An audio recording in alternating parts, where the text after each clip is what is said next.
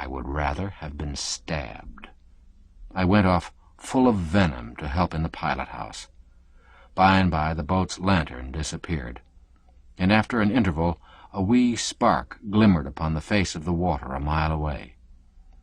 Mr. Thornburg blew the whistle in acknowledgment, backed the steamer out, and made for it. We flew along for a while, then slackened steam and went cautiously gliding toward the spark. Presently Mr. Thornburg exclaimed, "Hello! The buoy lantern's out." He stopped the engines. A moment or two later he said, "Ah, there it is again."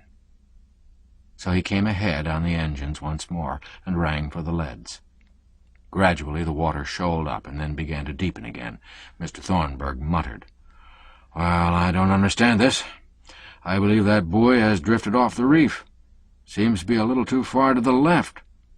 No matter, it is safest to run over it anyhow."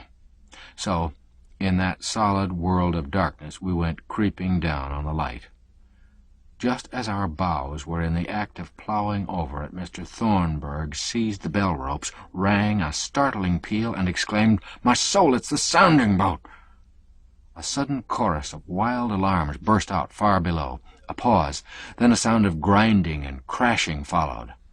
Mr. Thornburg exclaimed, "There, the paddle-wheel has ground the sounding-boat to lucifer matches. Run, see who's killed." I was on the main deck in the twinkling of an eye. My chief and the third mate and nearly all the men were safe. They had discovered their danger when it was too late to pull out of the way. Then, when the great guards overshadowed them a moment later, they were prepared and knew what to do. At my chief's order they sprang at the right instant, seized the guard, and were hauled aboard. The next moment the sounding yawl swept aft to the wheel and was struck and splintered to atoms. 2 of the men and the cub, Tom, were missing, a fact which spread like wildfire over the boat. The passengers came flocking to the forward gangway, ladies and all, anxious-eyed, white-faced, and talked in awed voices of the dreadful thing. And often and again I heard them say, "Poor fellows, poor boy, poor boy." By this time the boat's yawl was manned and away to search for the missing. Now a faint call was heard, off to the left. They all had disappeared in the other direction. Half the people rushed to one side to encourage the swimmer with their shouts. The other half rushed the other way to shriek to the yawl to turn about. By the callings the swimmer was approaching, but some said the sound showed failing strength. The crowd massed themselves against the boiler-deck railings, leaning over and staring into the gloom, and every faint and fainter cry wrung from them such words as, "Oh, poor fellow, poor fellow! Is there no way to save him?" But still the cries held out and drew nearer, and presently the voice said pluckily, "I can make it! Stand by with a rope!" What a rousing cheer they gave him! The chief mate took his stand in the glare of a torch basket, a coil of rope in his hand, and his men grouped about him. The next moment the swimmer's face appeared in the circle of light, and in another one the owner of it was hauled aboard, limp and drenched, while cheer on cheer went up. It was that devil Tom. The yawl crew searched everywhere, but found no sign of the 2 men. They probably failed to catch the guard, tumbled back, and were struck by the wheel and killed. Tom had never jumped for the guard at all, but had plunged headfirst into the river and dived under the wheel. It was nothing. I could have done it easy enough, and I said so. But everybody went on just the same, making a wonderful to-do over that ass, as if he'd done something great. That girl couldn't seem to have enough of that pitiful hero the rest of the trip. But little I cared. I loathed her anyway. The way we came to mistake the sounding-boat's lantern for a buoy light was this. My chief said that after laying the buoy he fell away and watched it till it seemed to be secure. Then he took up a position a few hundred yards below it and a little to one side of the steamer's course, headed the sounding-boat upstream and waited. Having to wait some time, he and the officer got to talking. He looked up when he judged the steamer was about on the reef and saw that the buoy was gone, but supposed that the steamer had already run over it. He went on with his talk. He noticed that the steamer was getting very close down to him, but that was the correct thing. It was her business to shave him closely for convenience in taking him aboard. He was expecting her to sheer off until the last moment. Then it flashed upon him that she was trying to run him down, mistaking his lantern for the buoy light. So he sang out, "Stand by to spring for the guard, men!" and the next instant the jump was made. Chapter 13. A Pilot's Needs. But I am wandering from what I was intending to do. That is, make plainer than perhaps appears in the previous chapters some of the peculiar requirements of the science of piloting. First of all, there is one faculty which a pilot must incessantly cultivate until he has brought it to absolute perfection. Nothing short of perfection will do. That faculty is memory. He cannot stop with merely thinking a thing is so-and-so. He must know it, for this is eminently one of the exact sciences. With what scorn a pilot was looked upon in the old times, if he ever ventured to deal in that feeble phrase, "I think," instead of the vigorous one, "I know." One cannot easily realize what a tremendous thing it is to know every trivial detail of 1,200 miles of river, and know it with absolute exactness.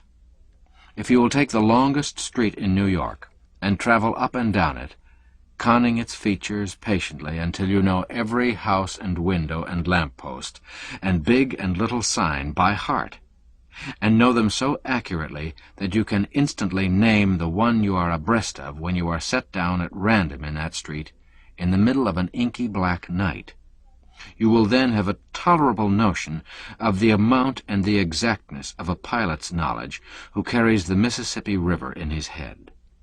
And then, if you will go on until you know every street crossing, the character, size, and position of the crossing stones, and the varying depth of mud in each of these numberless places, you will have some idea of what a pilot must know in order to keep a Mississippi steamer out of trouble. Next, if you will take half of the signs in that long street and change their places once a month, and still manage to know their new positions accurately on dark nights, and keep up with these repeated changes without making any mistakes, you will understand what is required of a pilot's peerless memory by the fickle Mississippi. I think a pilot's memory is about the most wonderful thing in the world. To know the Old and New Testaments by heart, and be able to recite them glibly, forward or backward, or begin at random anywhere in the book and recite both ways, and never trip or make a mistake, is no extravagant mass of knowledge, and no marvelous facility compared to a pilot's massed knowledge of the Mississippi and his marvelous facility in the handling of it. I make this comparison deliberately, and believe that I am not expanding the truth when I do it. Many will think my figure too strong, but pilots will not. And how easily and comfortably the pilot's memory does its work. How placidly effortless is its way. How unconsciously it lays up its vast stores, hour by hour, day by day, and never loses or mislays a single valuable package of them. Take an instance. Let a leadsman cry, "Half Twain, half Twain, half Twain, half Twain," until it becomes as monotonous as the ticking of a clock. Let conversation be going on all the time, and the pilot be doing his share of the talking, and no longer consciously listening to the leadsman. And in the midst of this endless string of half-twains, let a single quarter-twain be interjected, without emphasis, and then the half-twain cry go on again, just as before. 2 or 3 weeks later, that pilot can describe with precision the boat's position in the river when that quarter-twain was uttered, and give you such a lot of head marks, stern marks, and side marks to guide you, that you ought to be able to take the boat there and put her in that same spot again yourself. The cry of quarter-twain did not really take his mind from his talk, but his trained faculties instantly photographed the bearings, noted the change of depth, and laid up the important details for future reference, without requiring any assistance from him in the matter. If you were walking and talking with a friend, and another friend at your side kept up a monotonous repetition of the vowel sound A for a couple of blocks, and then in the midst interjected an R, thus A, R, etc., and gave the R no emphasis, you would not be able to state 2 or 3 weeks afterward that the R had been put in, nor be able to tell what objects you were passing at the moment it was done. But you could if your memory had been patiently and laboriously trained to do that sort of thing mechanically. Give a man a tolerably fair memory to start with, and piloting will develop it into a very colossus of capability, but only in the matters it is daily drilled in. A time would come when a man's faculties could not help noticing landmarks and soundings, and his memory could not help holding onto them with the grip of a vice. But if you asked that same man at noon what he had had for breakfast, it would be 10 chances to 1 that he could not tell you. Astonishing things can be done with the human memory if you will devote it faithfully to one particular line of business. At the time that wages soared so high on the Missouri River, my chief, Mr. Bixby, went up there and learned more than 1,000 miles of that stream with an ease and rapidity that were astonishing. When he had seen each division once in the daytime and once at night, his education was so nearly complete that he took out a daylight license. A few trips later, he took out a full license and went to piloting day and night, and he ranked A1, too. Mr. Bixby placed me as steersman for a while under a pilot whose feats of memory were a constant marvel to me. However, his memory was born in him, I think, not built. For instance, somebody would mention a name. Instantly, Mr. Brown would break in. "Oh, I knew him. Sallow-faced, red-headed fellow with a little scar on one side of his throat, like a splinter under the flesh. He was only in the Southern trade 6 months. That was 13 years ago. I made a trip with him. There was 5 feet in the upper river then. The Henry Blake grounded at the foot of Tower Island, drawing 4½ The George Elliott unshipped her rudder on the wreck of the Sunflower. Why, the Sunflower didn't sink until I know when she sunk. It was 3 years before that, on the 2nd of December. Asa Hardy was captain of her, and his brother John was first clerk. And it was his first trip in her, too. Tom Jones told me these things a week afterward in New Orleans. He was first mate of the Sunflower. Captain Hardy stuck a nail in his foot the 6th of July the next year and died of lockjaw on the 15th. His brother John died 2 years after, 3rd of March, erysipelas. I never saw either of the Hardys. They were Allegheny River men, but people who knew 'em told me all these things. And they say Captain Hardy wore yarn socks winter and summer just the same, and his first wife's name was Jane Shook. She was from New England, and his second one died in a lunatic asylum. It was in the blood. She is from Lexington, Kentucky. Name was Horton before she was married. And so on. By the hour, the man's tongue would go. He could not forget anything. It was simply impossible. The most trivial details remained as distinct and luminous in his head after they had lain there for years as the most memorable events. His was not simply a pilot's memory. Its grasp was universal. If he were talking about a trifling letter he had received 7 years before, he was pretty sure to deliver you the entire screed from memory. And then, without observing that he was departing from the true line of his talk, he was more than likely to hurl in a long-drawn parenthetical biography of the writer of that letter. And you were lucky indeed if he did not take up that writer's relatives one by one and give you their biographies too. Such a memory as that is a great misfortune. To it, all occurrences are of the same size. Its possessor cannot distinguish an interesting circumstance from an uninteresting one. As a talker, he is bound to clog his narrative with tiresome details and make himself an insufferable bore. Moreover, he cannot stick to his subject. He picks up every little grain of memory he discerns in his way, and so is led aside. Mr. Brown would start out with the honest intention of telling you a vastly funny anecdote about a dog. He would be so full of laugh that he could hardly begin.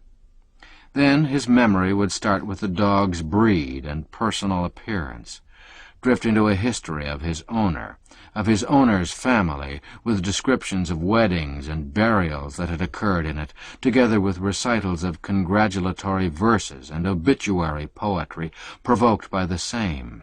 Then this memory would recollect that one of these events occurred during the celebrated hard winter of such and such a year, and a minute description of that winter would follow, along with the names of people who were frozen to death, and statistics showing the high figures which pork and hay went up to.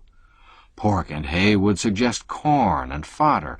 Corn and fodder would suggest cows and horses. Cows and horses would suggest the circus and certain celebrated bareback riders.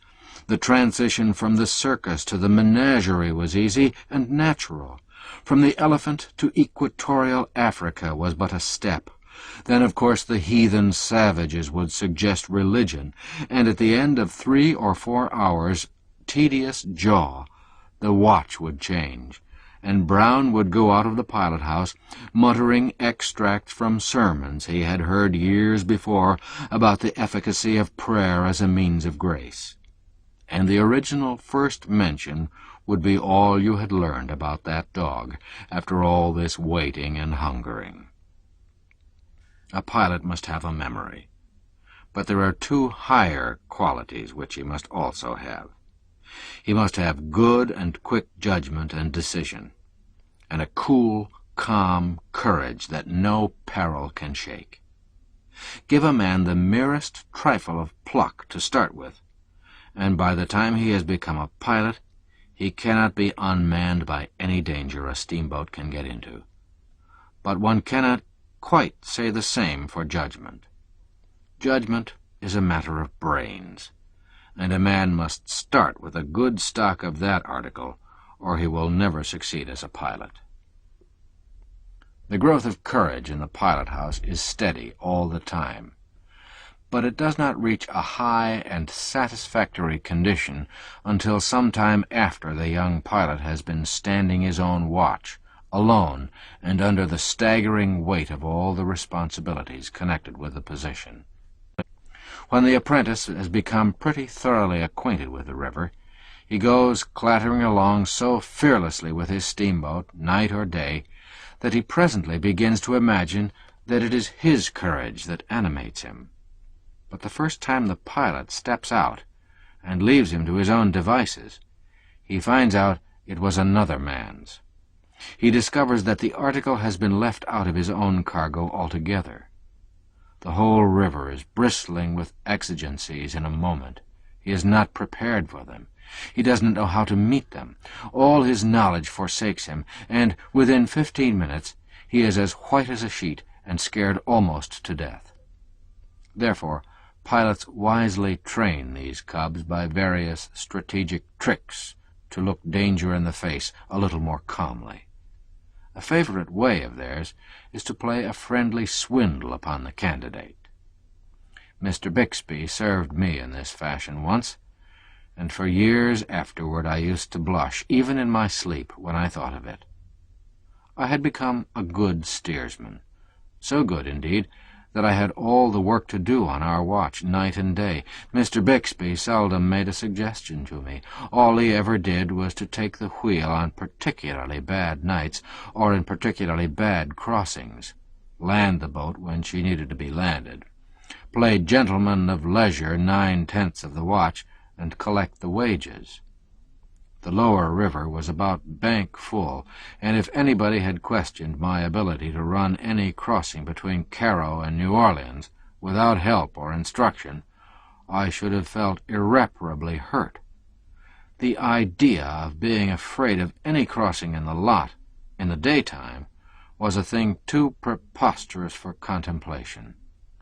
Well, one matchless summer's day I was bowling down the bend above Island 66, brimful of self-conceit, and carrying my nose as high as a giraffe's, when Mr. Bixby said, "I'm going below a while. I suppose you know the next crossing?" This was almost an affront. It was about the plainest and simplest crossing in the whole river. One couldn't come to any harm whether he ran it right or not. And as for depth, there never had been any bottom there. I knew all this perfectly well. "Know how to run it? Why, I can run it with my eyes shut." "How much water is there in it?" "Well, that's an odd question. I couldn't get bottom there with a church steeple." "You think so, do you?" The very tone of the question shook my confidence. That was what Mr. Bixby was expecting. He left without saying anything more. I began to imagine all sorts of things. Mr. Bixby, unknown to me, of course, sent somebody down to the forecastle with some mysterious instructions to the leadsman. Another messenger was sent to whisper among the officers, and then Mr. Bixby went into hiding behind a smokestack, where he could observe results. Presently the captain stepped out on the hurricane deck. Next the chief mate appeared, then a clerk. Every moment or two a straggler was added to my audience, and before I got to the head of the island I had 15 or 20 people assembled down there under my nose. I began to wonder what the trouble was. As I started to cross, the captain glanced aloft at me and said, with a sham uneasiness in his voice, "Where's Mr. Bixby?" "Gone below, sir." But that did the business for me. My imagination began to construct dangers out of nothing, and they multiplied faster than I could keep the run of them. All at once I imagined I saw shoal water ahead. The wave of coward agony that surged through me then came near dislocating every joint in me. All my confidence in that crossing vanished. I seized the bell rope, dropped it ashamed, seized it again, dropped it once more, clutched it tremblingly once again, and pulled it so feebly that I could hardly hear the stroke myself. Captain and mate sang out instantly, and both together, "Starboard lead there, and quick about it!" This was another shock. I began to climb the wheel like a squirrel, but I would hardly get the boat started to port before I would see new dangers on that side, and away I would spin to the other, only to find perils accumulating to starboard and be crazy to get to port again. Then came the leadsman's sepulchral cry, "Deep 4!" Deep 4 in a bottomless crossing! The terror of it took my breath away. "Mark 3! Mark 3! Quarter less 3! Half Twain!" This was frightful. I seized the bell ropes and stopped the engines. "Quarter Twain! Quarter Twain! Mark Twain!" I was helpless. I did not know what in the world to do. I was quaking from head to foot, and I could have hung my hat on my eyes, they stuck out so far. "Quarter less, Twain! 9.5! We were drawing 9. My hands were in a nervous flutter. I could not ring a bell intelligibly with them. I flew to the speaking tube and shouted to the engineer, "Oh, Ben, if you love me, back her! Quick, Ben! Oh, back the immortal soul out of her!" I heard the door close gently. I looked around, and there stood Mr. Bixby, smiling a bland, sweet smile.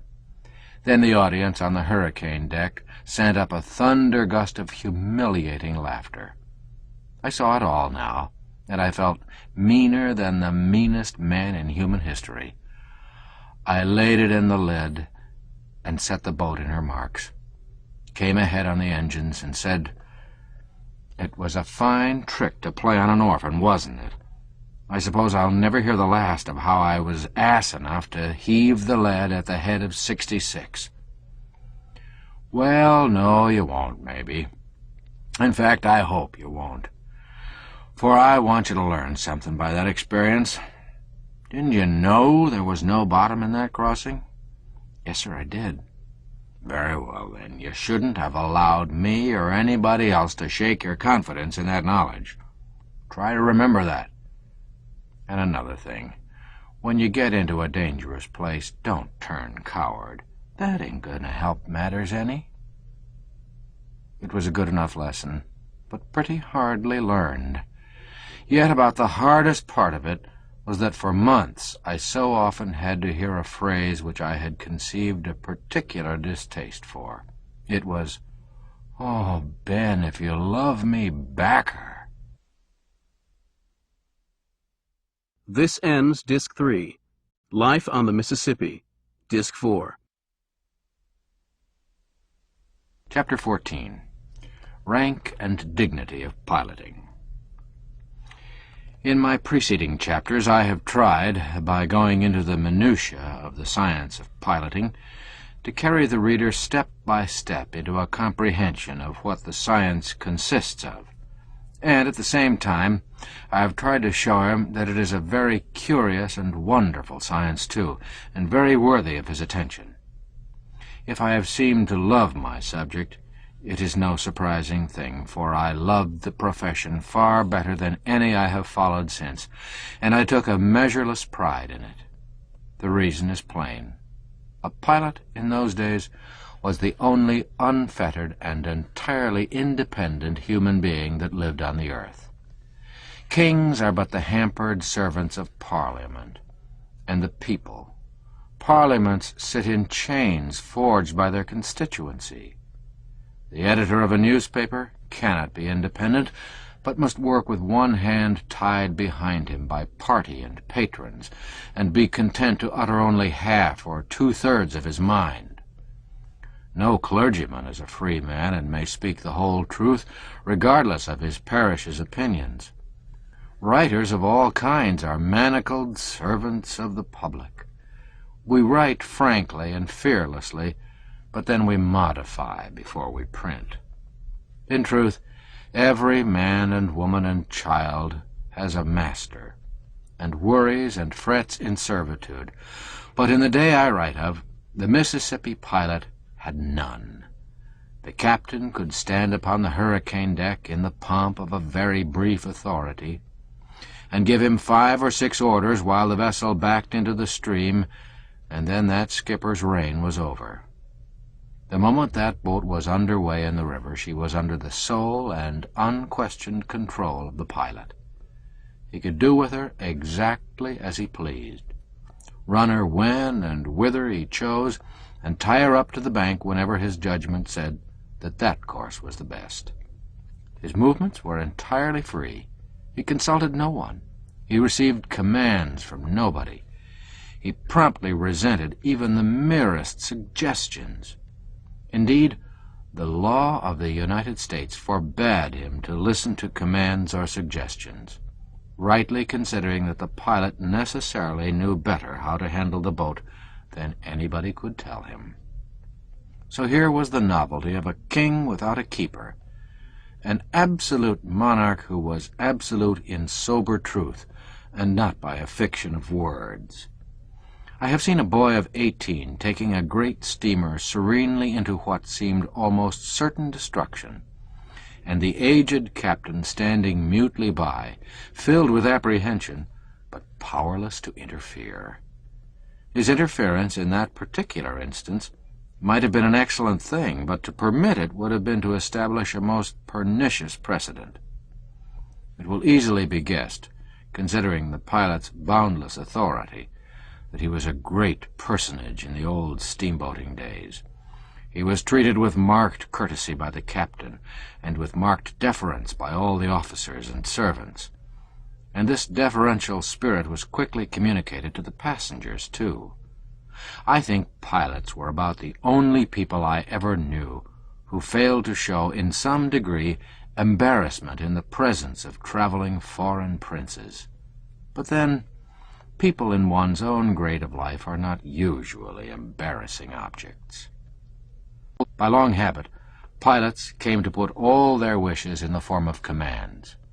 It gravels me through this day to put my will in the weak shape of a request, instead of launching it in the crisp language of an order. In those old days, to load a steamboat at St. Louis, take her to New Orleans and back, and discharge cargo consumed about 25 days on an average. 7 or 8 of these days the boat spent at the wharves of St. Louis and New Orleans, and every soul on board was hard at work, except the 2 pilots. They did nothing but play gentlemen uptown, and received the same wages for it as if they had been on duty. The moment the boat touched the wharf at either city, they were ashore, and they were not likely to be seen again till the last bell was ringing and everything in readiness for another voyage. When a captain got hold of a pilot of particularly high reputation, he took pains to keep him.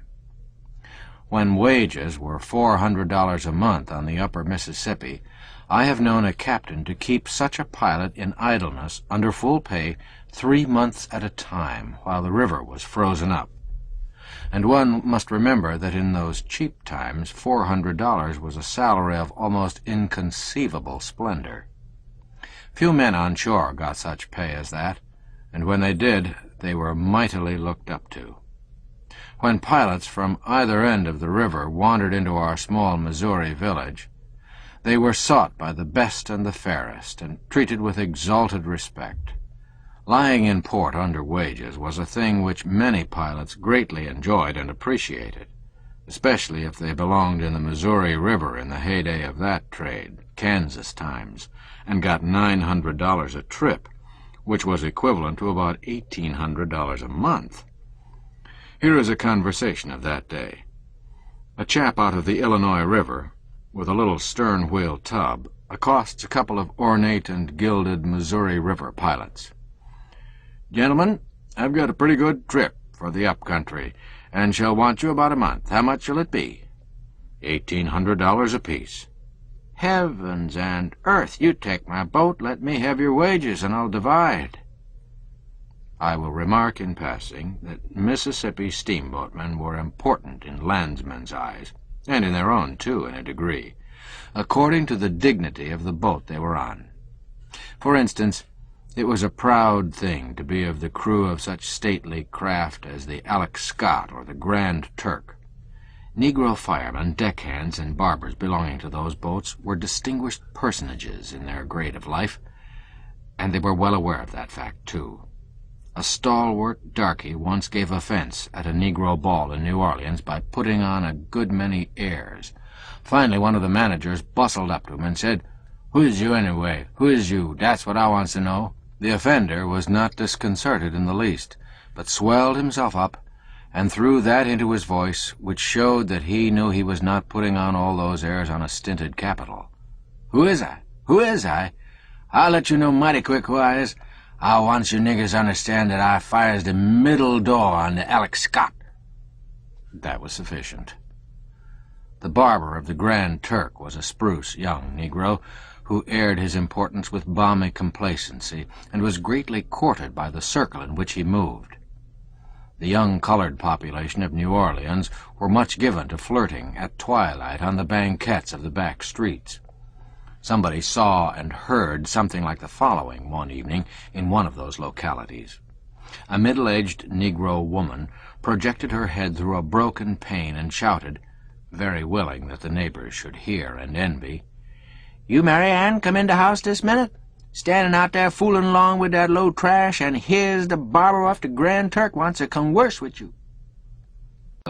My reference a moment ago to the fact that a pilot's peculiar official position placed him out of reach of criticism or command brings Stephen W. naturally to my mind. He was a gifted pilot, a good fellow, a tireless talker, and had both wit and humor about him. He had a most irreverent independence, too, and was deliciously easygoing and comfortable in the presence of age, official dignity, and even the most august wealth. He always had work. He never saved a penny. He was a most persuasive borrower. He was in debt to every pilot on the river, and to the majority of the captains.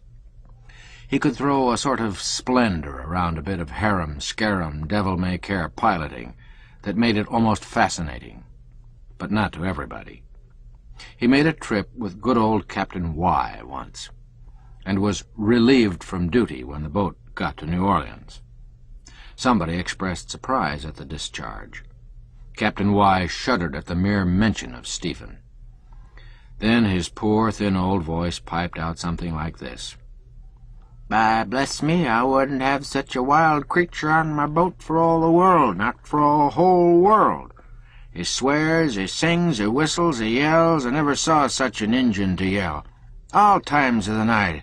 Never made any difference to him. He'd just yell that way, not for anything in particular, but merely on account of a kind of devilish comfort he got out of it. I never could get into a sound sleep, but he'd fetch me out of bed all in a cold sweat with one of those dreadful war whoops. Queer being, very queer being. No respect for anything or anybody. Sometimes he called me Johnny, and he kept a fiddle and a cat. He played execrably. This seemed to distress the cat, and so the cat'd howl. Nobody could sleep where that man and his family was. And reckless? There never was anything like it. Now, you may believe it or not, but as sure as I'm sitting there, he brought my boat a-tilting down through those awful snags at Chico, under a rattling head of steam and the wind a-blowing like the very nation at that. My officers will tell you so. They saw it. And, sir, while he was a-tearing right down through those snags and I a-shaking in my shoes and praying, I wish him he'd never speak again if he didn't pucker up his mouth and go to whistling. Yes, sir. Whistling buffalo gals, can't you come out tonight, can't you come out tonight, can't you come out tonight, and doing it as calmly as if he were attending a funeral and weren't related to the corpse. And when I remonstrated with him about it, he smiled down at me as if I was his child and told me to run in the house and try to be good and not be meddling with my superiors. Considering a captain's ostentatious but hollow chieftainship and a pilot's real authority, there was something impudently apt and happy about the way of phrasing it. Once a pretty mean captain caught Stephen in New Orleans out of work, and, as usual, out of money. He laid steady siege to Stephen, who was in a very close place, and finally persuaded him to hire him at $125 per month, just half the wages, the captain agreeing not to divulge the secret, and so bring down the contempt of all the guild upon the poor fellow. But the boat was not more than a day out of New Orleans before Stephen discovered that the captain was boasting of his exploit, and that all the officers had been told. Stephen winced, but said nothing. About the middle of the afternoon, the captain stepped out on the hurricane deck, cast his eye around, and looked a good deal surprised. He glanced inquiringly aloft at Stephen, but Stephen was whistling placidly and attending to business. The captain stood around a while in evident discomfort, and once or twice seemed about to make a suggestion. But the etiquette of the river taught him to avoid that sort of rashness, and so he managed to hold his peace. He chafed and puzzled a few minutes longer, then retired to his apartments. But soon he was out again, and apparently more perplexed than ever. Presently he ventured to remark, with deference, "Pretty good stage of the river now, ain't it, sir?" "Well, I should say so. Bank full is a pretty liberal stage." "Seems to be a good deal of current here." "Good deal don't describe it. It's worse than a mill race." "Isn't it easier in toward shore than it is out here in the middle?" "Yes, I reckon it is. But a body can't be too careful with a steamboat. It's pretty safe out here. Can't strike any bottom here, you can depend on that." The captain departed, looking rueful enough. At this rate, he would probably die of old age before his boat got to St. Louis. Next day he appeared on deck and again found Stephen faithfully standing up the middle of the river, fighting the whole vast force of the Mississippi, and whistling the same placid tune. This thing was becoming serious. In by the shore was a slower boat slipping along in the easy water and gaining steadily. She began to make for an island chute. Stephen stuck to the middle of the river. Speech was wrung from the captain. He said, "Mr. W., don't that chute cut off a good deal of distance?" "I think it does, but I don't know." "Don't know? Well, isn't there water enough in it now to go through?" I expect there is, but I am not certain. Upon my word, this is odd. Why, those pilots on the boat yonder are going to try it. You mean to say that you don't know as much as they do? They? Why, they are $250 pilots. But don't you be uneasy. I know as much as any man can afford to know for $125. The captain surrendered. 5 minutes later, Stephen was bowling through the chute and showing the rival boat a $250 pair of heels.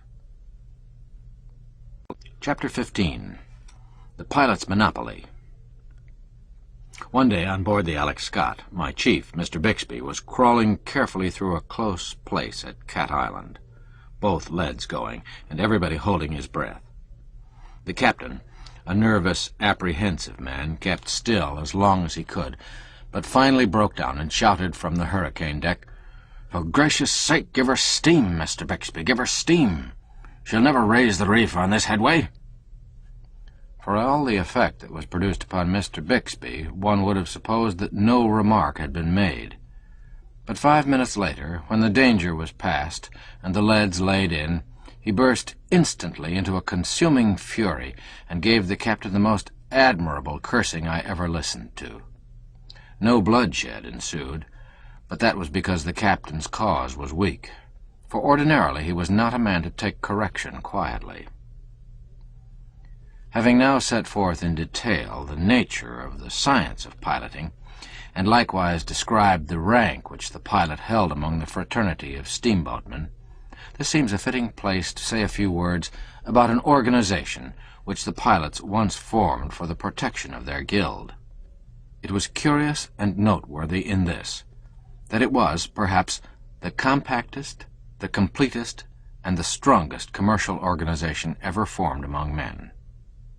For a long time wages had been $250 a month. But curiously enough, as steamboats multiplied and business increased, the wages began to fall little by little. It was easy to discover the reason of this. Too many pilots were being made. It was nice to have a cub, a steersman, to do all the hard work for a couple of years, gratis, while his master sat on a high bench and smoked. All pilots and captains had sons or nephews who wanted to be pilots. By and by it came to pass that nearly every pilot on the river had a steersman. When a steersman had made an amount of progress that was satisfactory to any 2 pilots in the trade, they could get a pilot's license for him by signing an application directed to the United States Inspector. Nothing further was needed. Usually, no questions were asked, no proofs of capacity required. Very well. This growing swarm of new pilots presently began to undermine the wages in order to get berths. Too late, apparently, the Knights of the Tiller perceived their mistake. Plainly something had to be done, and quickly. But what was to be the needful thing? A close organization. Nothing else would answer. To compass this seemed an impossibility, so it was talked and then dropped. It was too likely to ruin whoever ventured to move in the matter. But at last about a dozen of the boldest, and some of them the best, pilots on the river launched themselves into the enterprise and took all the chances. They got a special charter from the legislature, with large powers, under the name of the Pilots' Benevolent Association, elected their officers, completed their organization, contributed capital, put association wages up to $250 at once, and then retired to their homes, for they were promptly discharged from employment. But there were 2 or 3 unnoticed trifles in their bylaws which had the seeds of propagation in them. For instance, all idle members of the association, in good standing, were entitled to a pension of $25 per month. This began to bring in one straggler after another from the ranks of the new-fledged pilots in the dull summer season. Better have $25 than starve. The initiation fee was only $12, and no dues required from the unemployed. Also, the widows of deceased members in good standing could draw $25 a month, and a certain sum for each of their children. Also, the said deceased would be buried at the association's expense. These things resurrected all the superannuated and forgotten pilots in the Mississippi Valley. They came from farms, they came from interior villages, they came from everywhere. They came on crutches, on drays, in ambulances. Anyway, so they got there. They paid in their $12 and straightway began to draw $25 a month and calculate their burial bills. By and by, all the useless, helpless pilots, and a dozen first-class ones, were in the association, and 9/10 of the best pilots out of it and laughing at it. It was the laughing-stock of the whole river. Everybody joked about the bylaw requiring members to pay 10% of their wages every month into the treasury for the support of the association, whereas all the members were outcast and tabooed, and no one would employ them. Everybody was derisively grateful to the association for taking all the worthless pilots out of the way and leaving the whole field to the excellent and the deserving. And everybody was not only jocularly grateful for that, but for a result which naturally followed, namely, the gradual advance of wages as the busy season approached. Wages had gone up from the low figure of $100 a month to $125, and in some cases to $150. And it was great fun to enlarge upon the fact that this charming thing had been accomplished by a body of men, not one of whom received a particle of benefit from it. Some of the jokers used to call at the association rooms and have a good time, chaffing the members and offering them the charity of taking them as steersmen for a trip, so they could see what the forgotten river looked like. However, the association was content, or at least gave no sign to the contrary. Now and then it captured a pilot who was out of luck and added him to its list. And these later additions were very valuable, for they were good pilots. The incompetent ones had all been absorbed before. As business freshened, wages climbed gradually up to $250, the association figure, and became firmly fixed there, and still without benefiting a member of that body, for no member was hired. The hilarity at the association's expense burst all bounds now. There was no end to the fun which that poor martyr had to put up with. However, it is a long lane that has no turning. Winter approached. Business doubled and trebled, and an avalanche of Missouri, Illinois, and upper Mississippi boats came pouring down to take a chance in the New Orleans trade. All of a sudden, pilots were in great demand and were correspondingly scarce. The time for revenge was come. It was a bitter pill to have to accept association pilots at last, yet captains and owners agreed that there was no other way. But none of these outcasts offered, so there was a still bitterer pill to be swallowed. They must be sought out and asked for their services. A certain captain was the first man who found it necessary to take the dose, and he had been the loudest derider of the organization. He hunted up one of the best of the association pilots and said, "Well, you boys have rather got the best of us for a little while, so I'll give in with as good grace as I can. I've come to hire you. Get your trunk aboard right away. I want to leave at 12 o'clock. I don't know about that. Who is your other pilot? I've got I.S. Why? I can't go with him. He don't belong to the association. What? It's so. You mean to tell me that you won't turn a wheel with one of the very best and oldest pilots on the river because he don't belong to your association? Yes, I do. Well, if this isn't putting on airs. I supposed I was doing you a benevolence, but I begin to think that I am the party that wants a favor done. Are you acting under the law of the concern? Yes? Show it to me. So they stepped into the association rooms, and the secretary soon satisfied the captain, who said, "Well, what am I to do? I've hired Mr. S. for the entire season." "I will provide for you," said the secretary. "I will detail a pilot to go with you, and he shall be on board at 12 o'clock. But if I discharge S., He'll come on me for the whole season's wages." "Of course, that is a matter between you and Mr. S., Captain. We cannot meddle in your private affairs." The captain stormed, but to no purpose. In the end, he had to discharge S., pay him about $1,000, and take an association pilot in his place. The laugh was beginning to turn the other way now. Every day thenceforward a new victim fell.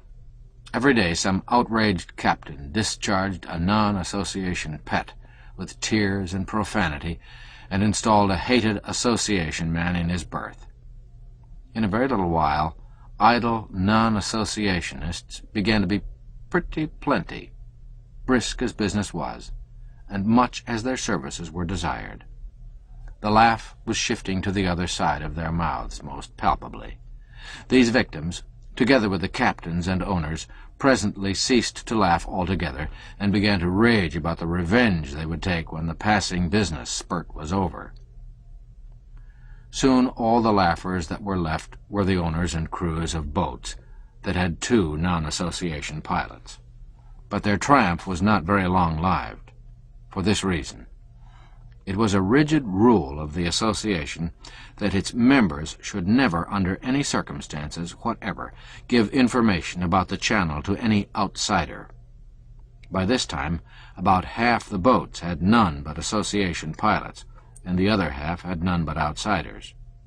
At the first glance, one would suppose that when it came to forbidding information about the river, these 2 parties could play equally at that game. But this was not so. At every good-sized town, from one end of the river to the other, there was a wharf boat to land at, instead of a wharf or pier. Freight was stored in it for transportation. Waiting passengers slept in its cabins. Upon each of these wharf boats the association's officers placed a strong box, fastened with a peculiar lock, which was used in no other service but one, the United States Mail Service. It was the letter-bag lock, a sacred governmental thing. By dint of much beseeching, the government had been persuaded to allow the association to use this lock. Every association man carried a key which would open these boxes. That key, or rather a peculiar way of holding it in the hand when its owner was asked for river information by a stranger, for the success of the St. Louis and New Orleans Association had now bred tolerably thriving branches in a dozen neighboring steamboat trades, was the association man's sign and diploma of membership, and if the stranger did not respond by producing a similar key, and holding it in a certain manner duly prescribed, his question was politely ignored. From the association's secretary, each member received a package of more or less gorgeous blanks, printed like a billhead on handsome paper, properly ruled in columns. A billhead worded something like this: Steamer Great Republic, John Smith, master. Pilots, John Jones and Thomas Brown. Crossings, soundings, marks, remarks.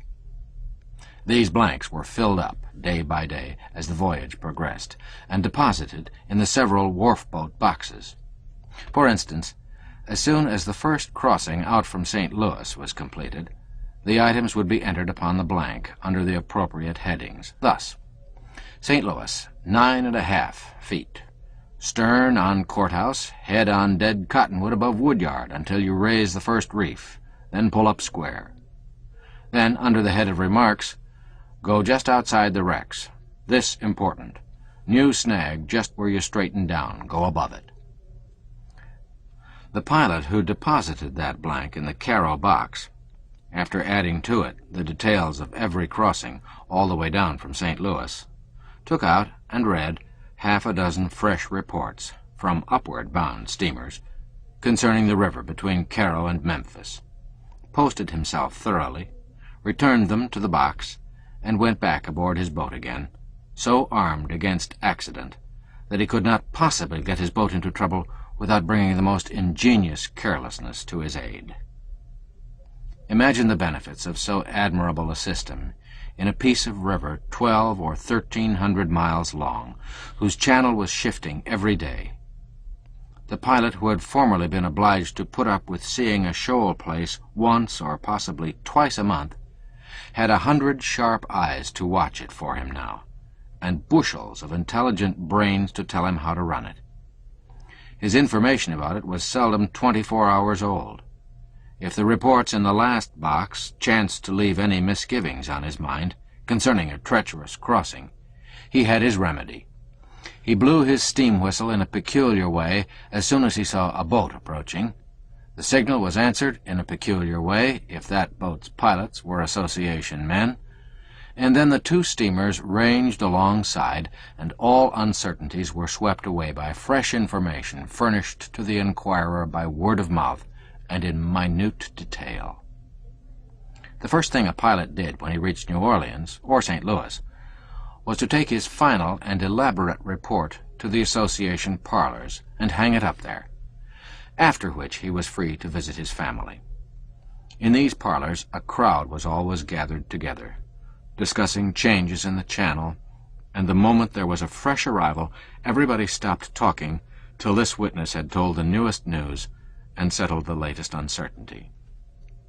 Other craftsmen can sink the shop sometimes and interest themselves in other matters. Not so with a pilot. He must devote himself wholly to his profession and talk of nothing else. For it would be small gain to be perfect one day and imperfect the next.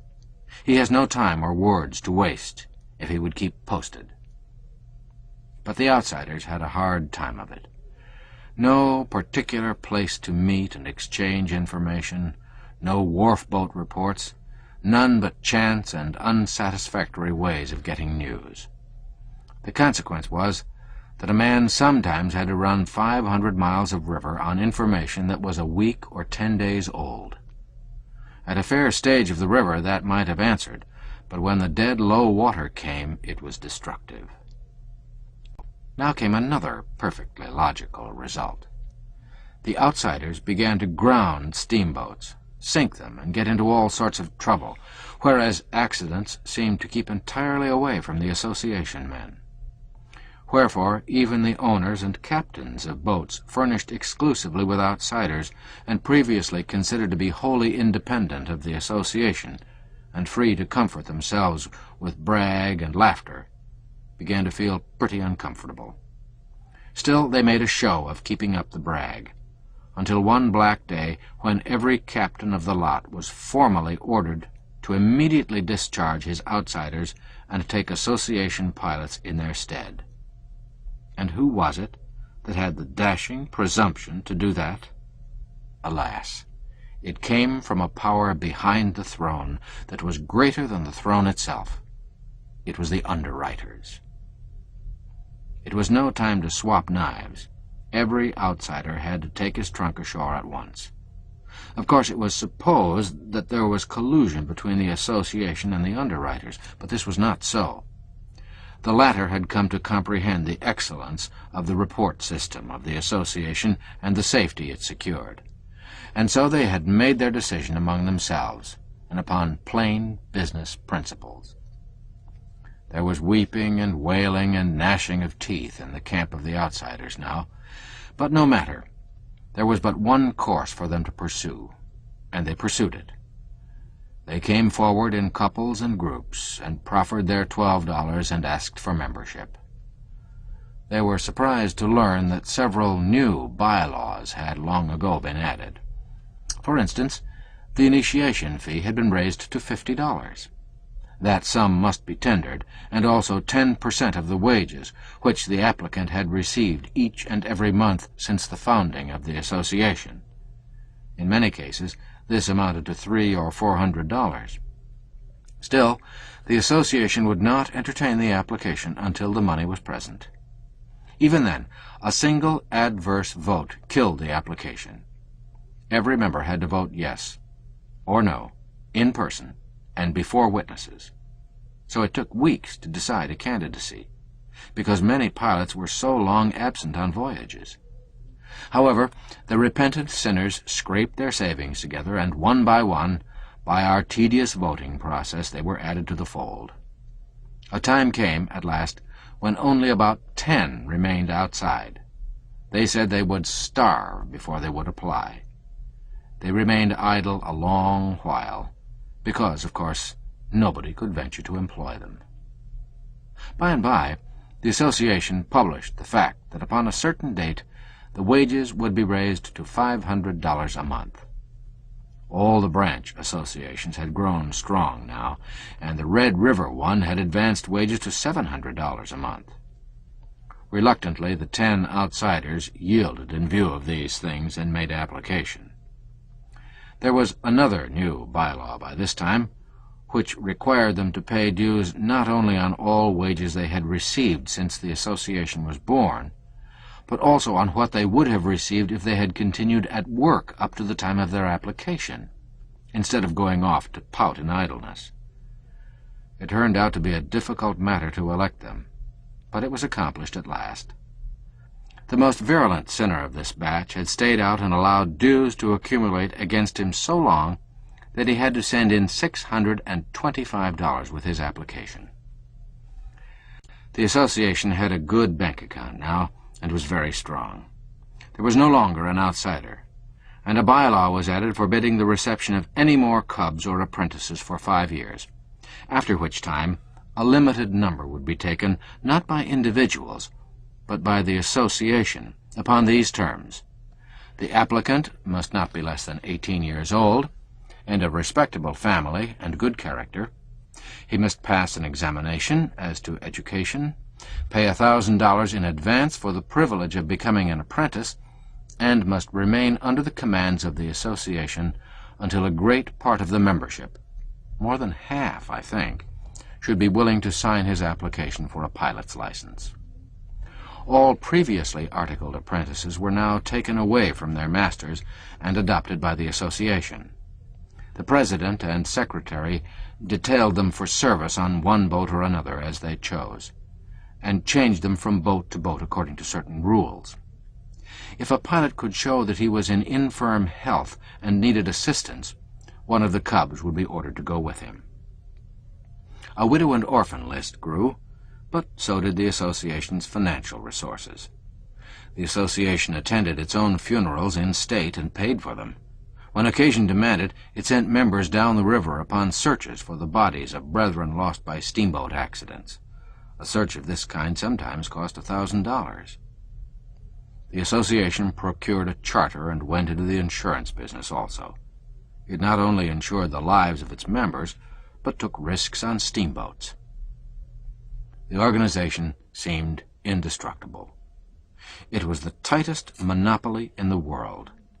By the United States law, no man could become a pilot unless 2 duly licensed pilots signed his application, and now there was nobody outside of the association competent to sign. Consequently, the making of pilots was at an end. Every year some would die and others become incapacitated by age and infirmity. There would be no new ones to take their places. In time, the association could put wages up to any figure it chose, and as long as it should be wise enough not to carry the thing too far and provoke the national government into amending the licensing system, steamboat owners would have to submit, since there would be no help for it. The owners and captains were the only obstruction that lay between the association and absolute power, and at last this one was removed. Incredible as it may seem, the owners and captains deliberately did it themselves. When the Pilots' Association announced, months beforehand, that on the 1st day of September, 1861, wages would be advanced to $500 per month, the owners and captains instantly put freights up a few cents, and explained to the farmers along the river the necessity of it by calling their attention to the burdensome rate of wages about to be established. It was a rather slender argument, but the farmers did not seem to detect it. It looked reasonable to them that to add 5 cents freight on a bushel of corn was justifiable under the circumstances, overlooking the fact that this advance on a cargo of 40,000 sacks was a good deal more than that necessary to cover the new wages. So, Straightway the captains and owners got up an association of their own and proposed to put captains' wages up to $500 too, and move for another advance in freights. It was a novel idea, but of course an effect which had been produced once could be produced again. The new association decreed, for this was before all the outsiders had been taken into the Pilots' Association, that if any captain employed a non-association pilot, he should be forced to discharge him and also pay a fine of $500. Several of these heavy fines were paid before the captains' organization grew strong enough to exercise full authority over its membership, but all that ceased presently. The captains tried to get the pilots to decree that no member of their corporation should serve under a non-association captain, but this proposition was declined. The pilots saw that they would be backed up by the captains and the underwriters anyhow, and so they wisely refrained from entering into entangling alliances. As I have remarked, the Pilots' Association was now the compactest monopoly in the world, perhaps, and seemed simply indestructible, and yet the days of its glory were numbered. First, the new railroad stretching up through Mississippi, Tennessee, and Kentucky to northern railway centers began to divert the passenger travel from the steamboats. Next, the war came and almost entirely annihilated the steamboating industry during several years, leaving most of the pilots idle and the cost of living advancing all the time. Then the treasurer of the St. Louis Association put his hand into the till and walked off with every dollar of the ample fund. And finally the railroads intruding everywhere, there was little for steamers to do when the war was over but carry freights.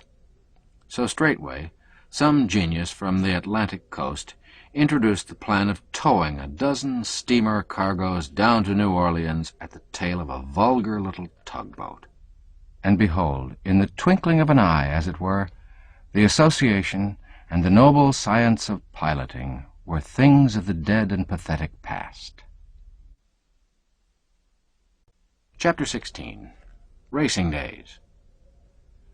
It was always the custom for the boats to leave New Orleans between 4 and 5 o'clock in the afternoon. From 3 o'clock onward, they would be burning rosin and pitch pine, the sign of preparation, and so one had the picturesque spectacle of a rank some 2 or 3 miles long of tall, ascending columns of coal-black smoke. A colonnade which supported a sable roof of the same smoke blended together and spreading abroad over the city. Every outward-bound boat had its flag flying at the jackstaff, and sometimes a duplicate on the verge staff astern. 2 or 3 miles of mates were commanding and swearing with more than usual emphasis.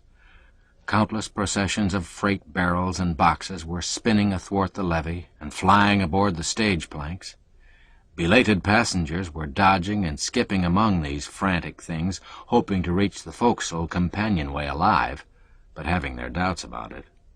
Women with reticules and bandboxes were trying to keep up with husbands freighted with carpet sacks and crying babies, and making a failure of it by losing their heads in the whirl and roar and general distraction.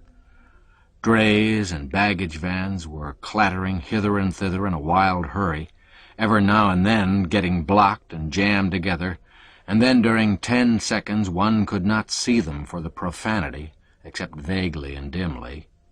Every windlass connected with every forehatch from one end of that long array of steamboats to the other was keeping up a deafening whiz and whir, lowering freight into the hold, and the half-naked crews of perspiring negroes that worked them were roaring such songs as "De last sack, de last sack," inspired to unimaginable exaltation by the chaos of turmoil and racket that was driving everybody else mad. By this time the hurricane and boiler decks of the steamers would be packed black with passengers. The last bells would begin to clang all down the line, and then the powwow seemed to double.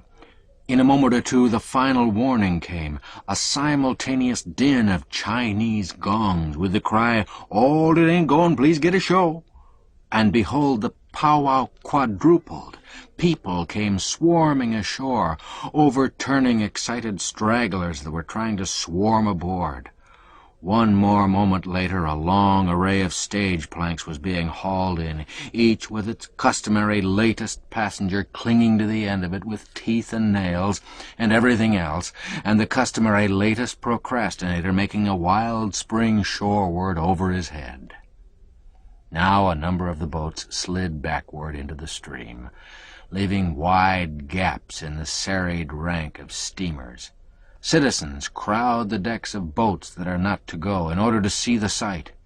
Steamer after steamer straightens herself up, gathering all her strength, and presently comes swinging by under a tremendous head of steam, with flag flying, black smoke rolling, and her entire crew of firemen and deckhands, usually swarthy Negroes, massed together on the forecastle, the best voice in the lot towering from the midst, being mounted on the capstan, waving his hat or a flag, and all roaring a mighty chorus, while the parting cannons boom and the multitudinous spectators wave their hats and huzzah. Steamer after steamer falls into line, and the stately procession goes winging its flight up the river. In the old times, whenever two fast boats started out on a race, with a big crowd of people looking on, it was inspiring to hear the crews sing, especially if the time were nightfall and the forecastle lit up with the red glare of the torch baskets. Racing was royal fun. The public always had an idea that racing was dangerous, whereas the opposite was the case. That is, after the laws were passed, which restricted each boat to just so many pounds of steam to the square inch. No engineer was ever sleepy or careless when his heart was in a race. He was constantly on the alert, trying gauge cocks and watching things. The dangerous place was on slow, plodding boats, where the engineers drowsed around and allowed chips to get into the doctor and shut off the water supply from the boilers. In the flush times of steamboating, a race between two notoriously fleet steamers was an event of vast importance. The date was set for it several weeks in advance, and from that time forward the whole Mississippi Valley was in a state of consuming excitement. Politics and the weather were dropped, and people talked only of the coming race. As the time approached, the two steamers stripped and got ready. Every encumbrance that added weight or exposed a resisting surface to wind or water was removed, if the boat could possibly do without it. The spars, and sometimes even their supporting derricks, were sent ashore, and no means left to set the boat afloat in case she got aground.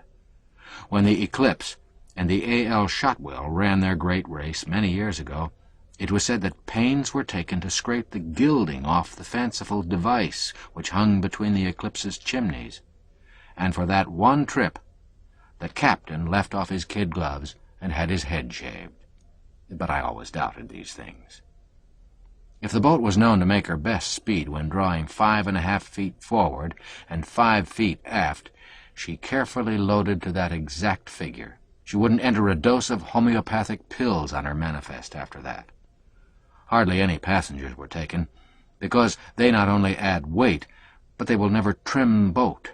They always run to the side when there's anything to see, whereas a conscientious and experienced steamboatman would stick to the center of the boat and part his hair in the middle with a spirit level. No way freights and no way passengers were allowed, for the racers would stop only at the largest towns, and then it would only be touch and go. Coal flats and wood flats were contracted for beforehand, and these were kept ready to hitch onto the flying steamers at a moment's warning. Double crews were carried so that all the work could be quickly done. The chosen date being come, and all things in readiness, the two great steamers back into the stream and lie there jockeying a moment, apparently watching each other's slightest movement like sentient creatures, flags drooping, the pent steam shrieking through safety valves, the black smoke rolling and tumbling from the chimneys and darkening all the air. People everywhere. The shores, the housetops, the steamboats, the ships are packed with them, and you know that the borders of the broad Mississippi are going to be fringed with humanity thence northward 1,200 miles to welcome these racers. Presently, tall columns of steam burst from the scape pipes of both steamers. 2 guns boom a goodbye. 2 red-shirted heroes mounted on capstans wave their small flags above the massed crews on the forecastles. 2 plaintive solos linger on the air a few waiting seconds. 2 mighty choruses burst forth. And here they come. Brass bands bray Hail Columbia, huzzah after huzzah thunders from the shores, and the stately creatures go whistling by like the wind. Those boats will never halt a moment between New Orleans and St. Louis, except for a second or two at large towns, or to hitch 30-cord wood boats alongside. You should be on board when they take a couple of those wood boats in tow and turn a swarm of men into each. By the time you've wiped your glasses and put them on, you'll be wondering what has become of that wood. 2 nicely matched steamers will stay in sight of each other day after day. They might even stay side by side, but for the fact that pilots are not all alike, and the smartest pilots will win the race. If one of the boats has a lightning pilot, whose partner is a trifle his inferior, you can tell which one is on watch by noting whether that boat has gained ground or lost some during each 4-hour stretch. The shrewdest pilot can delay a boat if he has not a fine genius for steering. Steering is a very high art. One must not keep a rudder dragging across a boat's stern if he wants to get up the river fast. There is a great difference in boats, of course. For a long time I was on a boat that was so slow we used to forget what year it was we left port in. But of course this was at rare intervals. Ferry boats used to lose valuable trips because their passengers grew old and died waiting for us to get by.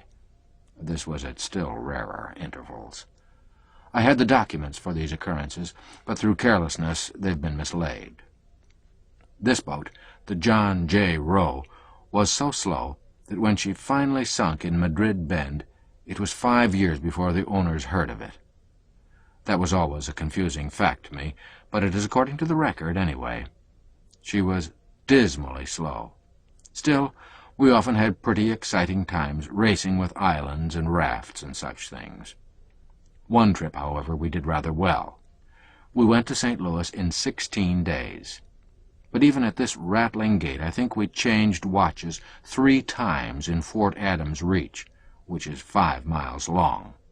A reach is a piece of straight river, and of course the current drives through such a place in a pretty lively way. That trip we went to Grand Gulf from New Orleans in 4 days, 340 miles. The Eclipse and Shotwell did it in 1. We were 9 days out in the chute of 63, 700 miles. The Eclipse and Shotwell went there in 2 days. Something over a generation ago, a boat called the J.M. White went from New Orleans to Cairo in 3 days, 6 hours, and 44 minutes. In 1853, the Eclipse made the same trip in 3 days, 3 hours, and 20 minutes. Although this time is disputed, some authorities add 1 hour and 16 minutes to it. In 1870, the R.E. Lee did it in 3 days and 1 hour. This last is called the fastest trip on record. I will try to show that it was not. For this reason, the distance between New Orleans and Cairo when the J.M. White ran it was about 1,106 miles. Consequently, her average speed was a trifle over 14 miles per hour. In the Eclipse's day, the distance between the 2 ports had become reduced to 1,080 miles. Consequently, her average speed was a shade under 14 3/8 miles per hour. In the R.E. Lee's time, the distance had diminished to about 1,030 miles. Consequently, her average was about 14 1/8 miles per hour. Therefore, the Eclipse's was conspicuously the fastest time that has ever been made. Chapter 17. Cutoffs and Stephen. These dry details are of importance in one particular. They give me an opportunity of introducing one of the Mississippi's oddest peculiarities, that of shortening its length from time to time. If you will throw a long, pliant apple paring over your shoulder, it will pretty fairly shape itself into an average section of the Mississippi River. That is, the 900 or 1,000 miles stretching from Cairo, Illinois, southward to New Orleans, the same being wonderfully crooked, with a brief straight bit here and there at wide intervals. The 200-mile stretch from Cairo northward to St. Louis is by no means so crooked, that being a rocky country which the river cannot cut much. The water cuts the alluvial banks of the lower river into deep horseshoe curves, so deep, indeed, that in some places, if you were to get ashore at one extremity of the horseshoe and walk across the neck, half or three-quarters of a mile, you could sit down and rest a couple of hours while your steamer was coming around the long elbow at a speed of 10 miles an hour to take you on board again.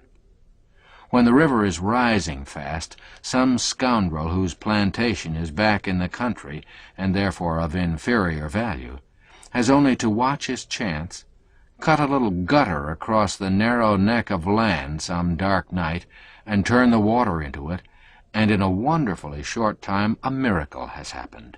To wit, the whole Mississippi has taken possession of that little ditch and placed the countryman's plantation on its bank, quadrupling its value, and that other party's formerly valuable plantation finds itself away out yonder on a big island. The old watercourse around it will soon shoal up, boats cannot approach within 10 miles of it, and down goes its value to a fourth of its former worth.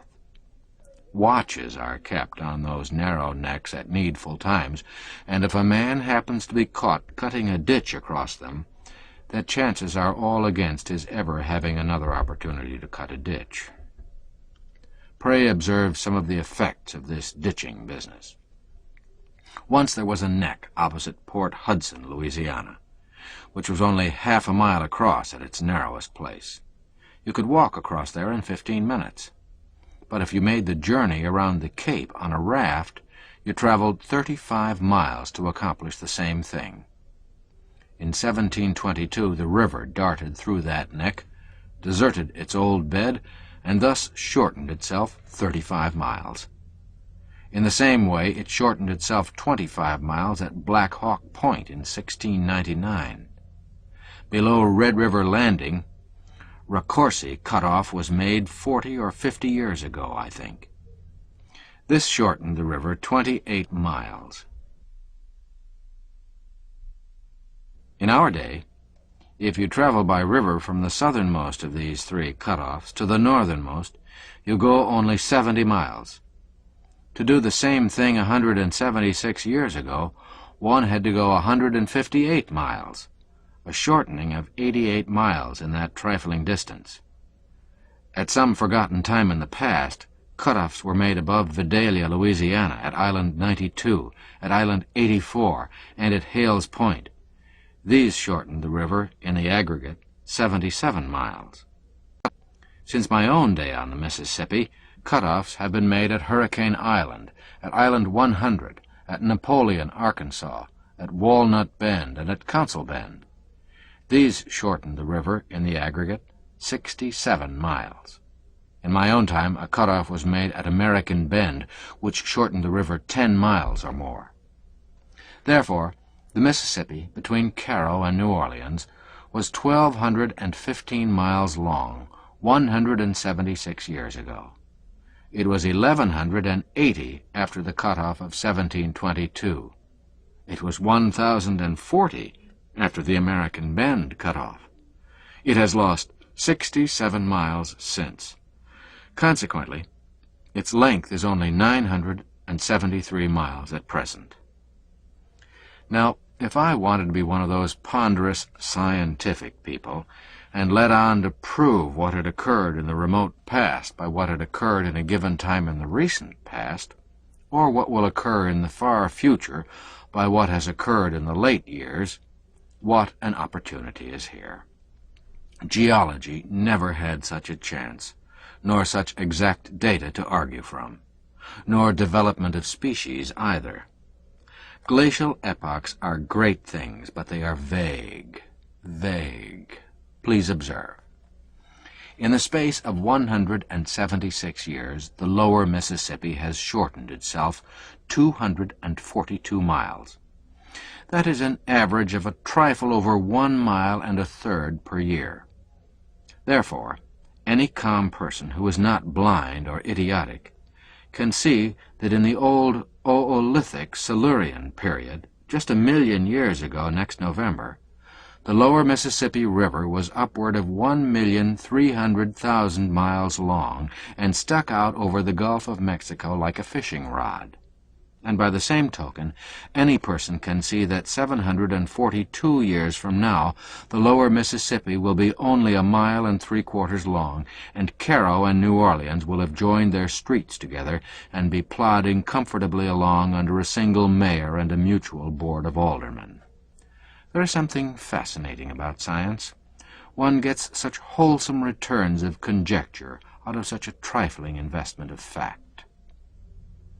When the water begins to flow through one of those ditches I have been speaking of, it is time for the people thereabouts to move. The water cleaves the bank away like a knife. By the time the ditch has become 12 or 15 feet wide, the calamity is as good as accomplished, for no power on earth can stop it now. When the width has reached 100 yards, the banks begin to peel off in slices half an acre wide. The current flowing around the bend traveled formerly only 5 miles an hour. Now it is tremendously increased by the shortening of the distance. I was on board the first boat that tried to go through the cutoff at American Bend, but we did not get through. It was toward midnight, and a wild night it was, thunder, lightning, and torrents of rain. It was estimated that the current in the cutoff was making about 15 or 20 miles an hour.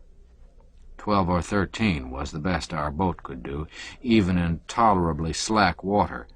Therefore, perhaps, we were foolish to try the cutoff. However, Mr. Brown was ambitious, and he kept on trying. The eddy running up the bank under the point was about as swift as the current out in the middle, so we would go flying up the shore like a lightning express train, get on a big head of steam, and stand by for a surge when we struck the current that was whirling by the point. But all our preparations were useless. The instant the current hit us, it spun us around like a top.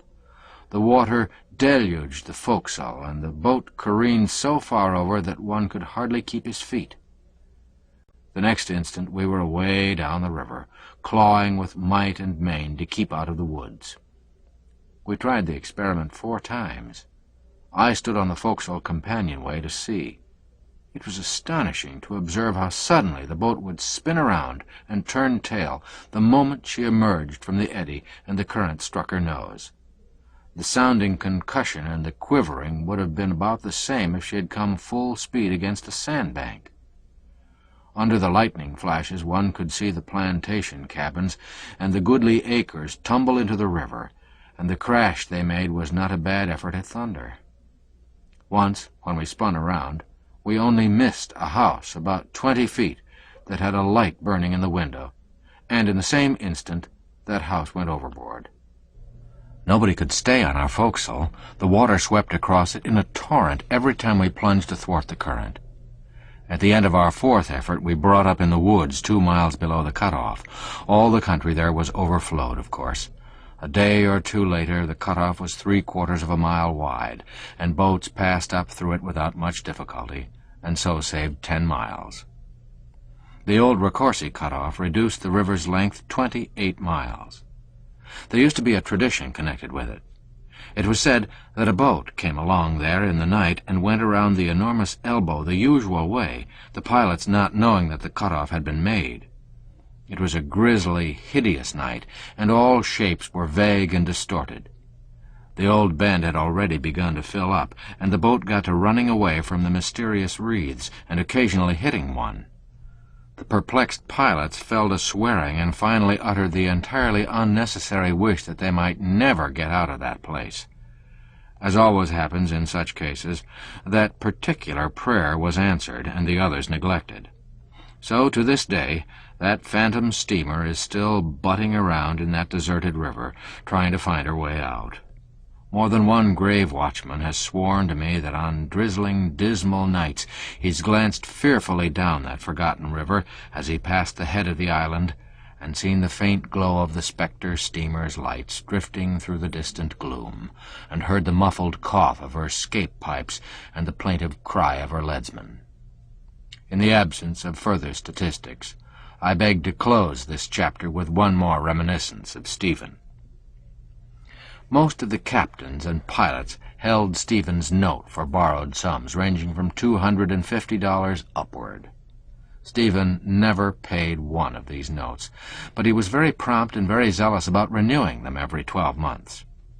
Of course, there came a time at last when Stephen could no longer borrow of his ancient creditors, so he was obliged to lie in wait for new men who did not know him. Such a victim was good-hearted, simple-natured young Yates. I use a fictitious name, but the real name began, as this one does, with a Y. Young Yates graduated as a pilot, got a berth, and when the month was ended and he stepped up to the clerk's office and received his $250 in crisp new bills, Stephen was there. His silvery tongue began to wag, and in a very little while Yates's $250 had changed hands. The fact was soon known at pilot headquarters, and the amusement and satisfaction of the old creditors were large and generous. But innocent Yates never suspected that Stephen's promise to pay promptly at the end of the week was a worthless one. Yates called for his money at the stipulated time. Stephen sweetened him up and put him off a week. He called then, according to agreement, and came away sugar-coated again, but suffering under another postponement. So the thing went on. Yates hunted Stephen week after week to no purpose, and at last gave it up. And then straightway Stephen began to haunt Yates. Wherever Yates appeared, there was the inevitable Stephen. And not only there, but beaming with affection and gushing with apologies for not being able to pay. By and by, whenever poor Yates saw him coming, he would turn and fly, and drag his company with him, if he had company. But it was of no use. His debtor would run him down and corner him. Panting and red-faced, Stephen would come with outstretched hands and eager eyes, invade the conversation, shake both of Yates's arms loose in their sockets, and begin, "My, what a race I've had! I saw you didn't see me, and so I clapped on all steam for fear I'd miss you entirely. And here you are. There, just stand so and let me look at you. Just the same old noble countenance." To Yates's friend, "Just look at him, look at him! Ain't it just good to look at him? Ain't it now? Ain't he just a picture? Some call him a picture. I call him a panorama. That's what he is, an entire panorama. And now I'm reminded. How I do wish I could have seen you an hour earlier. For 24 hours I've been saving up that $250 for you.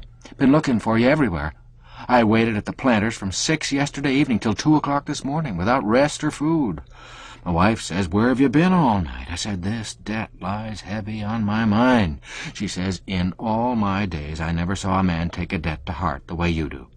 I said, 'It's my nature. How can I change it?' She says, 'Well, do go to bed and get some rest.' I said, 'Not till that poor, noble young man has got his money.' So I sat up all night, and this morning out I shot, and the first man I struck told me you had shipped on the Grand Turk and gone to New Orleans. Well, sir, I had to lean up against the building and cry. So help me goodness, I couldn't help it. The man that owned the place came out cleaning up with a rag and said he didn't like to have people cry against his building. And then it seemed to me that the whole world had turned against me, and it wasn't any use to live any more. And coming along an hour ago, suffering no man knows what agony, I met Jim Wilson and paid him the $250 on account. And to think that here you are now and I haven't got a cent. But as sure as I'm standing here on this ground, on this particular brick, there, I've scratched a mark on the brick to remember it by, I'll borrow that money and pay it over to you at 12 o'clock sharp tomorrow. Now, stand so. Let me look at you just once more." And so on. Yates's life became a burden to him. He could not escape his debtor, and his debtor's awful sufferings on account of not being able to pay. He dreaded to show himself on the street, lest he should find Stephen lying in wait for him at the corner. Bogart's billiard saloon was a great resort for pilots in those days. They met there about as much to exchange river news as to play. One morning Yates was there. Stephen was there too, but kept out of sight. But by and by, when about all the pilots had arrived who were in town, Stephen suddenly appeared in the midst and rushed for Yates as for a long-lost brother. "Oh, I'm so glad to see you. Oh, my soul, the sight of you is such a comfort to my eyes. Gentlemen, I owe all of you money. Among you, I owe probably $40,000. I want to pay it. I intend to pay it, every last cent of it. You all know, without my telling you, what sorrow it has cost me to remain so long under such deep obligations to such patient and generous friends. But the sharpest pang I suffer, by far the sharpest, is from the debt I owe to this noble young man here, and I have come to this place this morning especially to make the announcement that I have at last found a method whereby I can pay off all my debts. And most especially I wanted him to be here when I announced it. Yes, my faithful friend, my benefactor, I've found the method. I've found the method to pay off all my debts, and you'll get your money." Hope dawned in Yates's eyes. Then Stephen, beaming benignantly and placing his hand upon Yates's head, added, "I'm going to pay them all off, in alphabetical order." Then he turned and disappeared.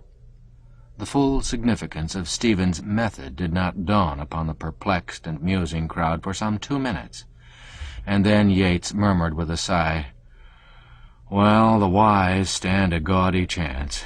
He won't get any further than the seas in this world, and I reckon that after a good deal of eternity has wasted away in the next one, I'll still be referred to up there as that poor, ragged pilot that came here from St. Louis in the early days."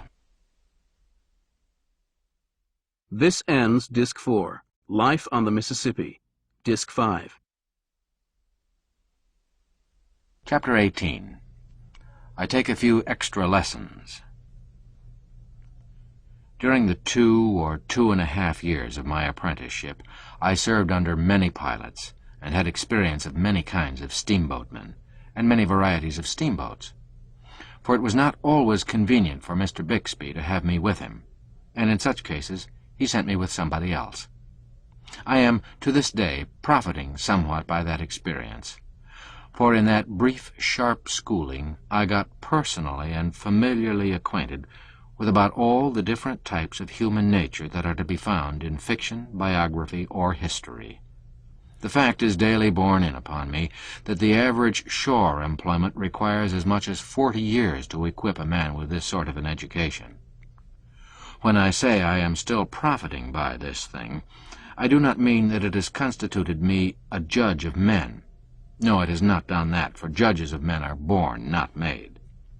My profit is various in kind and degree, but the feature of it which I value most is the zest which that early experience has given to my later reading.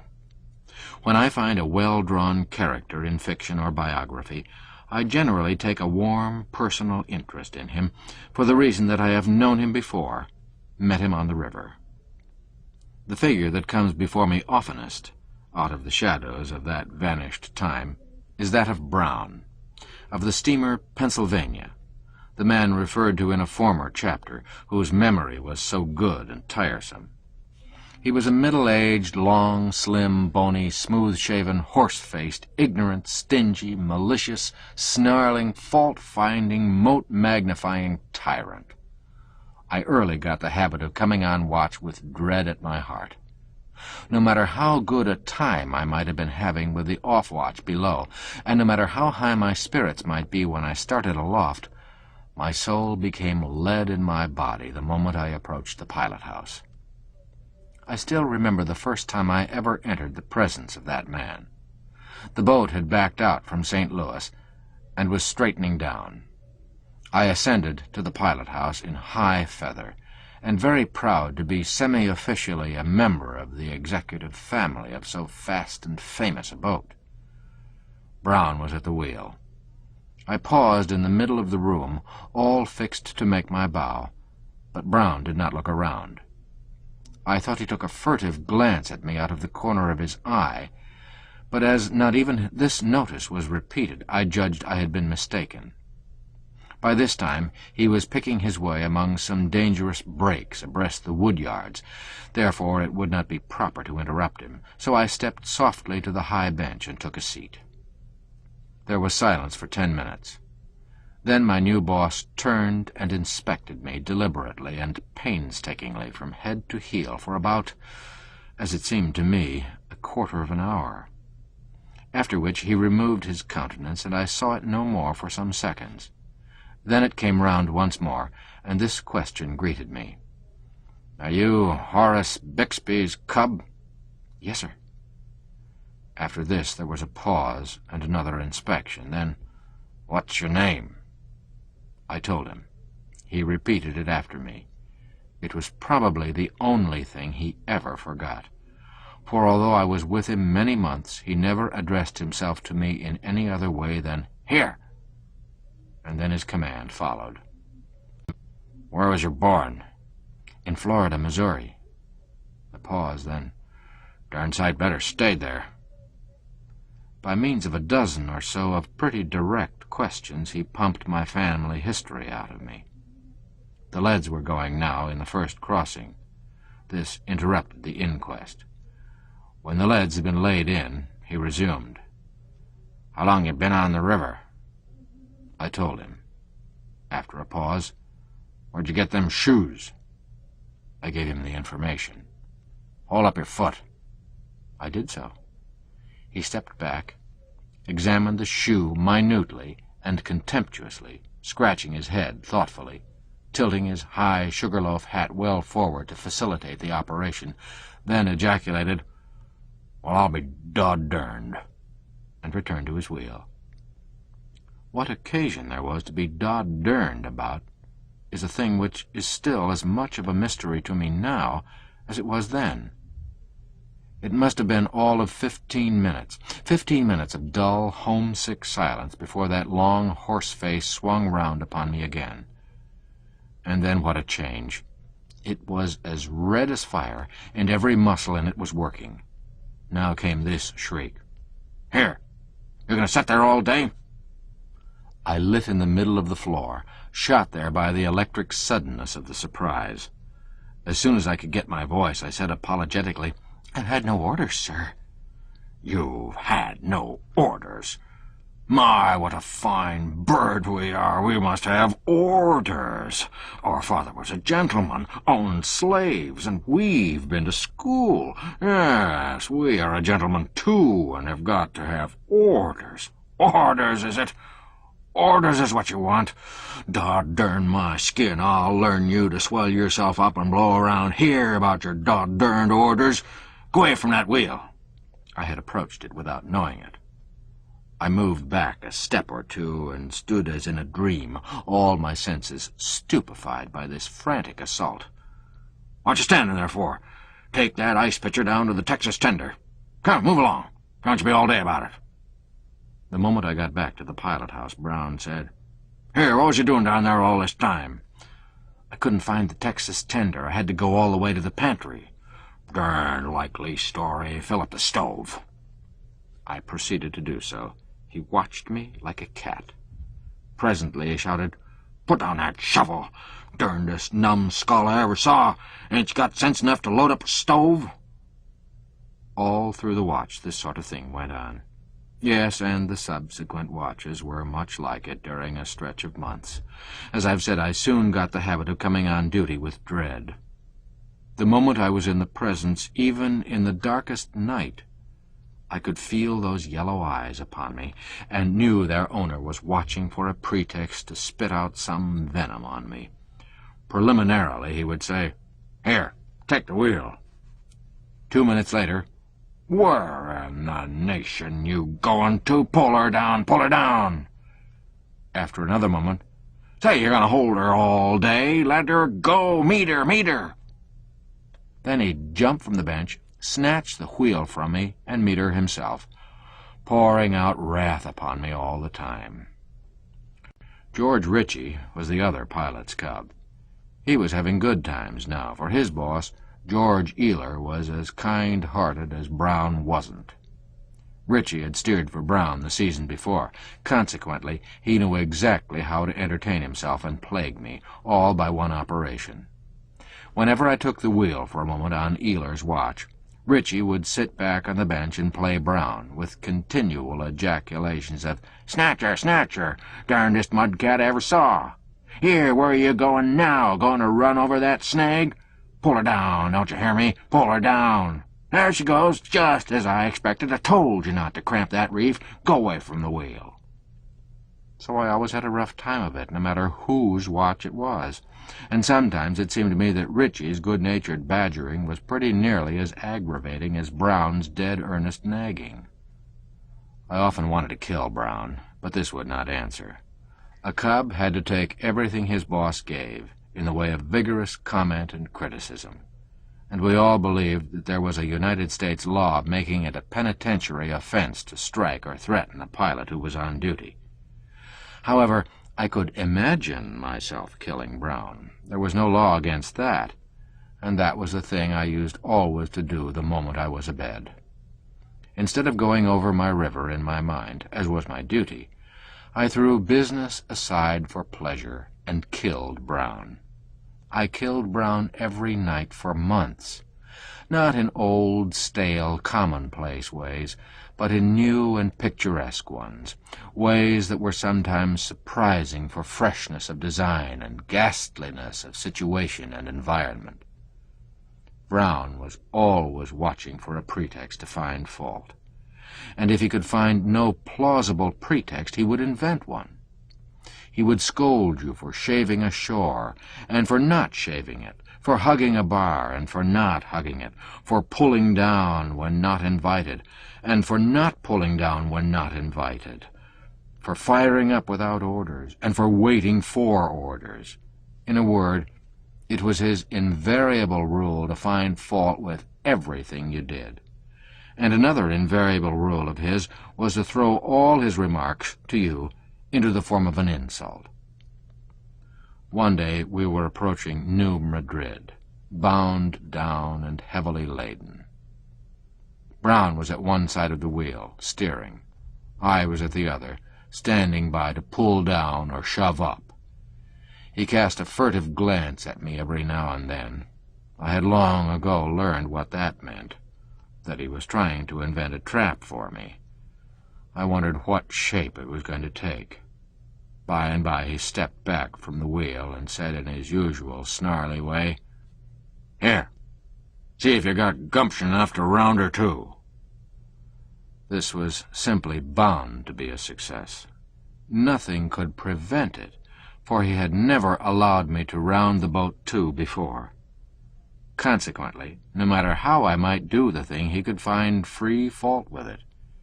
He stood back there with his greedy eye on me, and the result was what might have been foreseen. I lost my head in a quarter of a minute and didn't know what I was about. I started too early to bring the boat around, but detected a green gleam of joy in Brown's eye and corrected my mistake.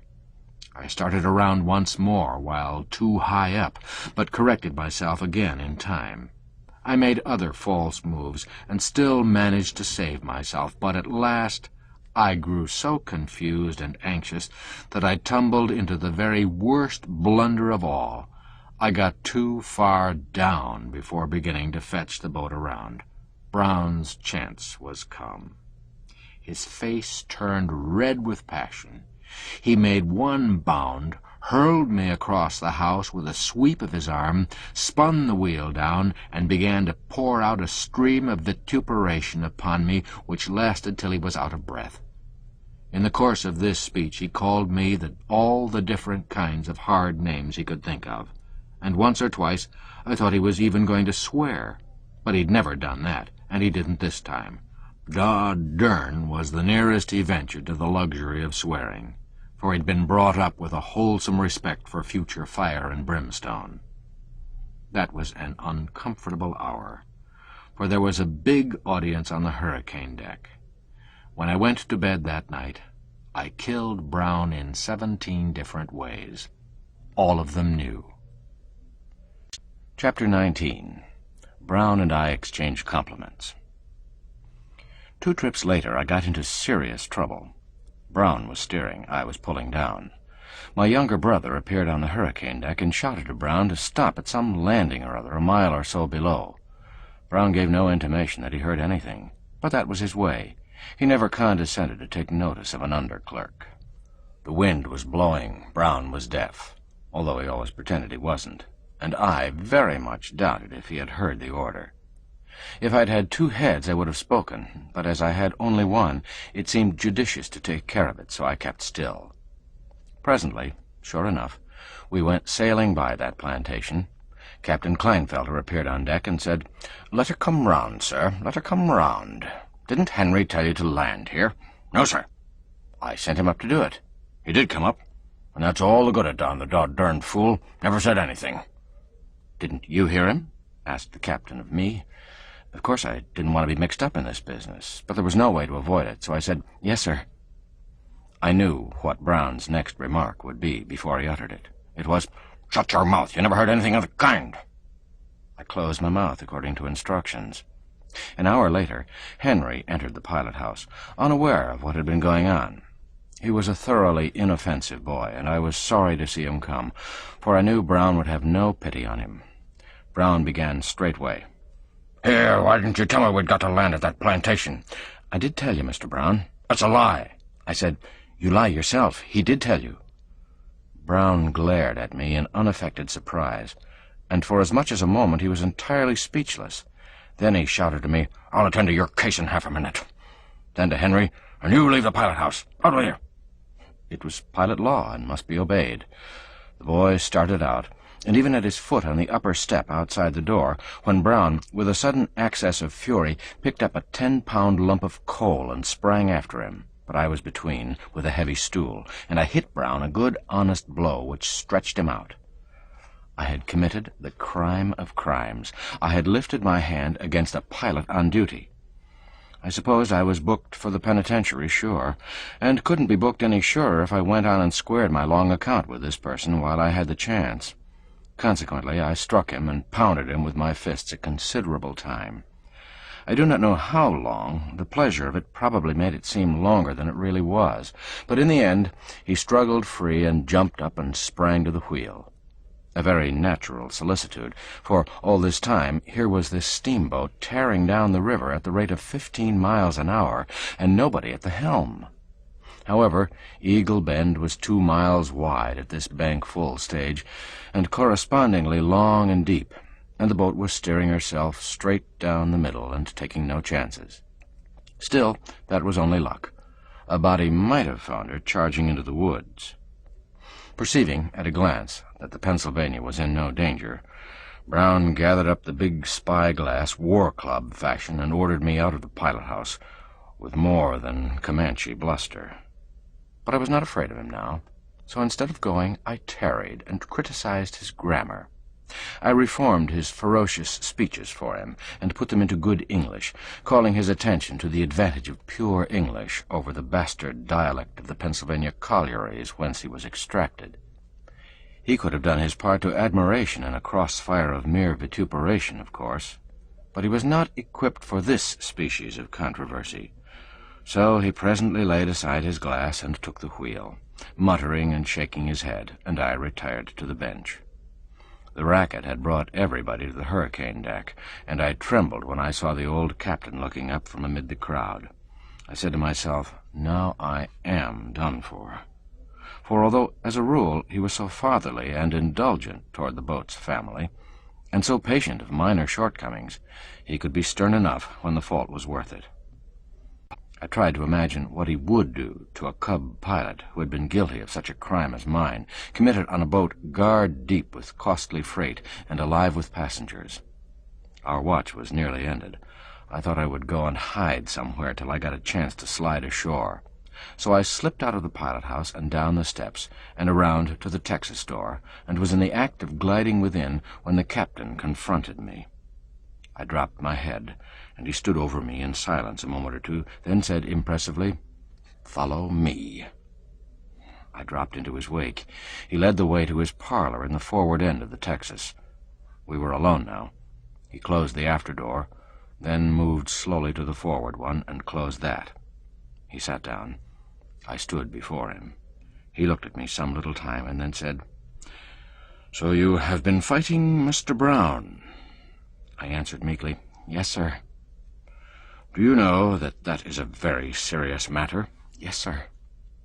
"Are you aware that this boat was plowing down the river fully 5 minutes with no one at the wheel?" "Yes, sir." "Did you strike him first?" "Yes, sir." "With what?" "A stool, sir."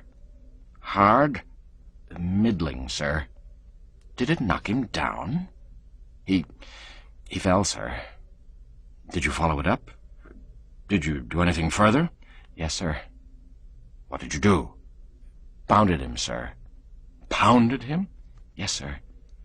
"Did you pound him much, that is, severely?" "One might call it that, sir, maybe." "I'm deuced glad of it. Hark ye, never mention that I said that. You have been guilty of a great crime, and don't you ever be guilty of it again, on this boat. But lay for him ashore. Give him a good sound thrashing, do you hear? I'll pay the expenses. Go now, and mind you, not a word of this to anybody. Clear out with you. You've been guilty of a great crime, you whelp." I slid out, happy with the sense of a close shave and a mighty deliverance. And I heard him laughing to himself and slapping his fat thighs after I'd closed the door. When Brown came off watch, he went straight to the captain, who was talking with some passengers on the boiler deck, and demanded that I be put ashore in New Orleans, and added, "I'll never turn a wheel on this boat again while that cub stays." The captain said, "But he needn't come round when you are on watch, Mr. Brown." "I won't even stay on the same boat with him. One of us has got to go ashore." "Very well," said the captain. "Let it be yourself," and resumed his talk with the passengers. During the brief remainder of the trip, I knew how an emancipated slave feels, for I was an emancipated slave myself. While we lay at landings, I listened to George Ealer's flute, or to his readings from his 2 Bibles, that is to say, Goldsmith and Shakespeare, or I played chess with him, and would have beaten him sometimes, only he always took back his last move and ran out the game differently.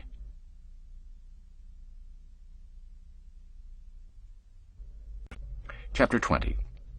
A Catastrophe. We lay 3 days in New Orleans, but the captain did not succeed in finding another pilot, so he proposed that I should stand a daylight watch and leave the night watches to George Ealer. But I was afraid. I'd never stood a watch of any sort by myself, and I believed I should be sure to get into trouble in the head of some chute, or ground the boat in a near cut through some bar or other. Brown remained in his place, but he would not travel with me. So the captain gave me an order on the captain of the A.T. Lacey for a passage to St. Louis, and said he would find a new pilot there, and my steersman's berth could then be resumed. The Lacey was to leave in a couple of days after the Pennsylvania. The night before the Pennsylvania left, Henry and I sat chatting on a freight pile on the levee till midnight. The subject of the chat, mainly, was one which I think we had not exploited before: steamboat disasters. One was then on its way to us, little as we suspected it. The water, which was to make the steam which should cause it, was washing past some point 1,500 miles up the river while we talked, but it would arrive at the right time and the right place. We doubted if persons not clothed with authority were of much use in cases of disaster and attendant panic. Still, they might be of some use. So we decided that if a disaster ever fell within our experience, we would at least stick to the boat and give such minor service as chance might throw in the way. Henry remembered this afterward when the disaster came, and acted accordingly. The Lacey started up the river 2 days behind the Pennsylvania. We touched at Greenville, Mississippi, a couple of days out, and somebody shouted, "The Pennsylvania is blown up at Ship Island, and 150 lives lost." At Napoleon, Arkansas, the same evening, we got an extra issued by a Memphis paper, which gave some particulars. It mentioned my brother and said he was not hurt. Further up the river, we got a later extra. My brother was again mentioned, but this time as being hurt beyond help. We did not get full details of the catastrophe until we reached Memphis, This is the sorrowful story. It was 6 o'clock on a hot summer morning. The Pennsylvania was creeping along north of Ship Island, about 60 miles below Memphis, on a half-head of steam, towing a wood flat which was fast being emptied. George Ealer was in the pilot-house, alone, I think. The second engineer and a striker had the watch in the engine room. The second mate had the watch on deck. George Black, Mr. Wood, and my brother, clerks, were asleep, as were also Brown and the head engineer, the carpenter, the chief mate, and one striker. Captain Kleinfelter was in the barber's chair, and the barber was preparing to shave him. There were a good many cabin passengers aboard, and 300 or 400 deck passengers, so it was said at the time, and not very many of them were astir. The wood being nearly all out of the flat now, Ealer rang to come ahead full steam, and the next moment 4 of the 8 boilers exploded with a thunderous crash, and the whole forward third of the boat was hoisted toward the sky. The main part of the mass, with the chimneys, dropped upon the boat again, a mountain of riddled and chaotic rubbish, and then, after a little, fire broke out.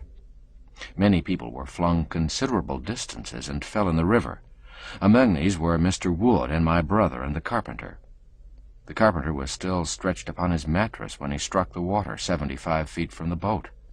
Brown, the pilot, and George Black, chief clerk, were never seen or heard of after the explosion. The barber's chair, with Captain Kleinfelter in it and unhurt, was left with its back overhanging vacancy. Everything forward of it, floor and all, had disappeared, and the stupefied barber, who was also unhurt, stood with one toe projecting over space, still stirring his lather unconsciously and saying not a word.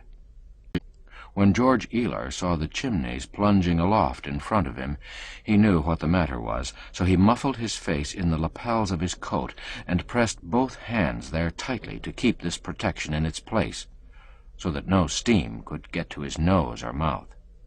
He had ample time to attend to these details while he was going up and returning.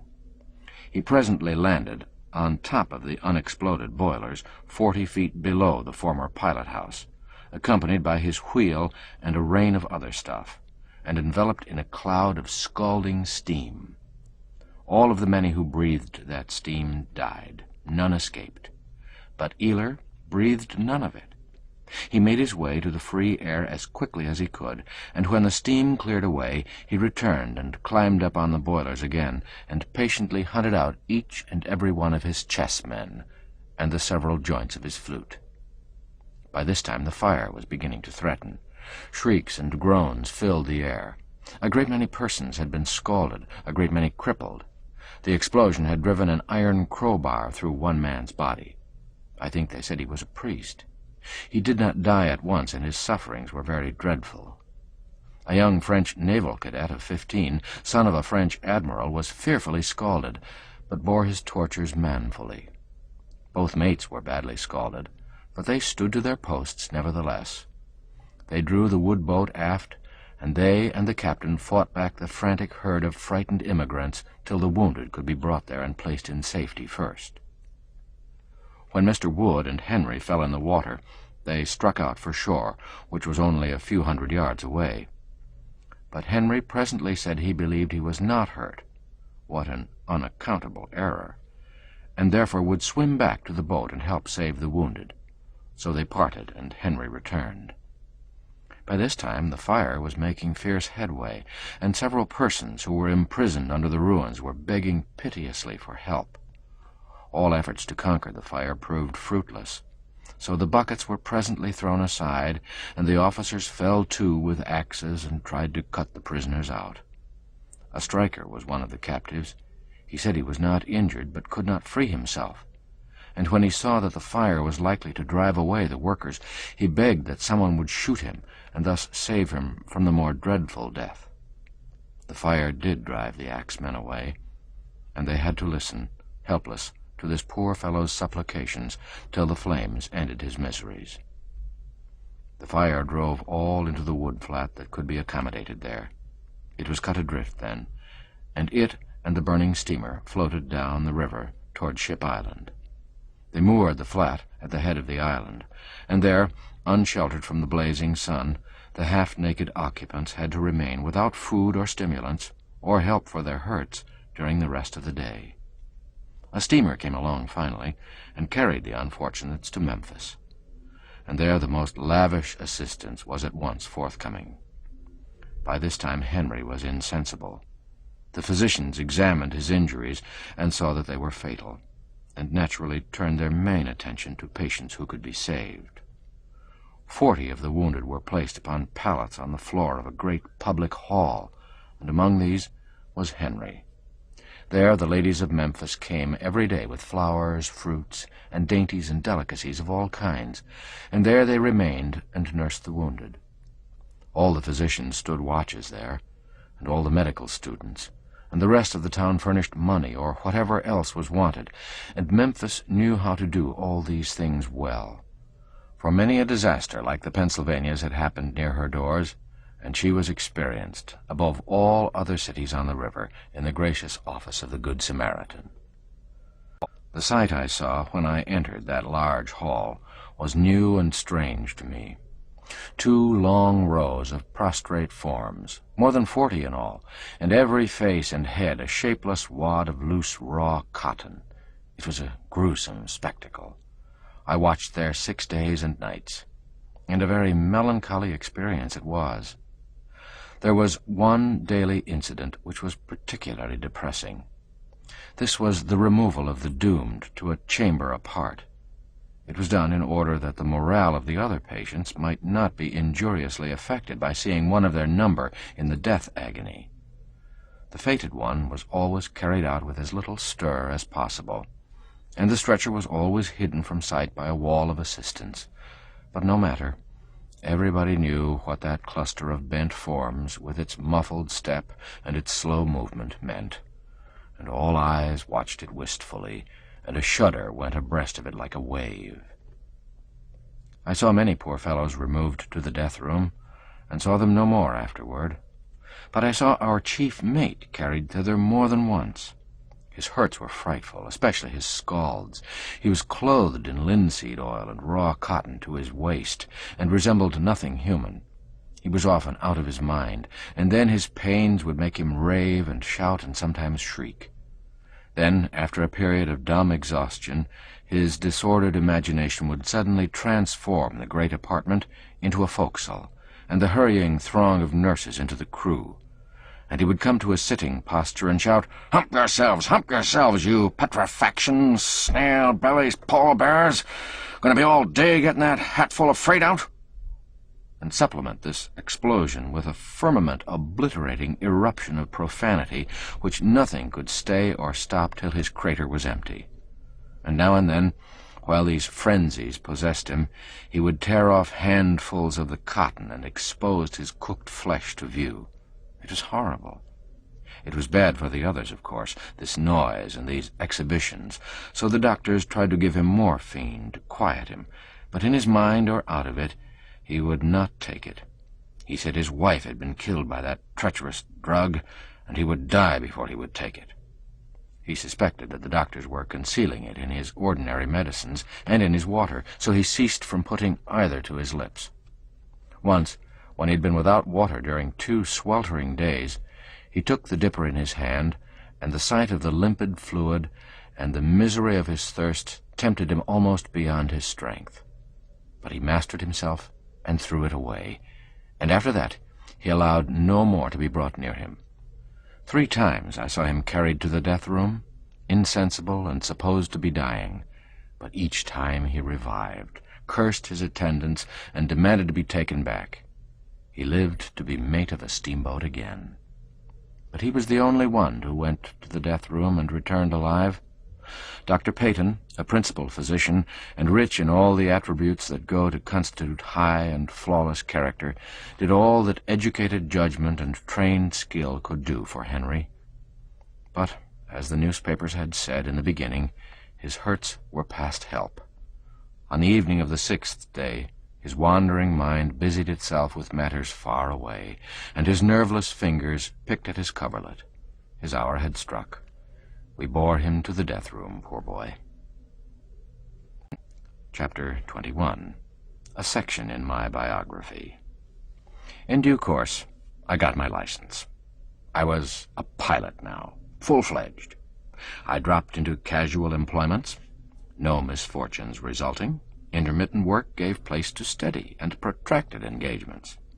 Time drifted smoothly and prosperously on, and I supposed and hoped that I was going to follow the river the rest of my days and die at the wheel when my mission was ended. But by and by the war came. Commerce was suspended. My occupation was gone. I had to seek another livelihood. So I became a silver miner in Nevada.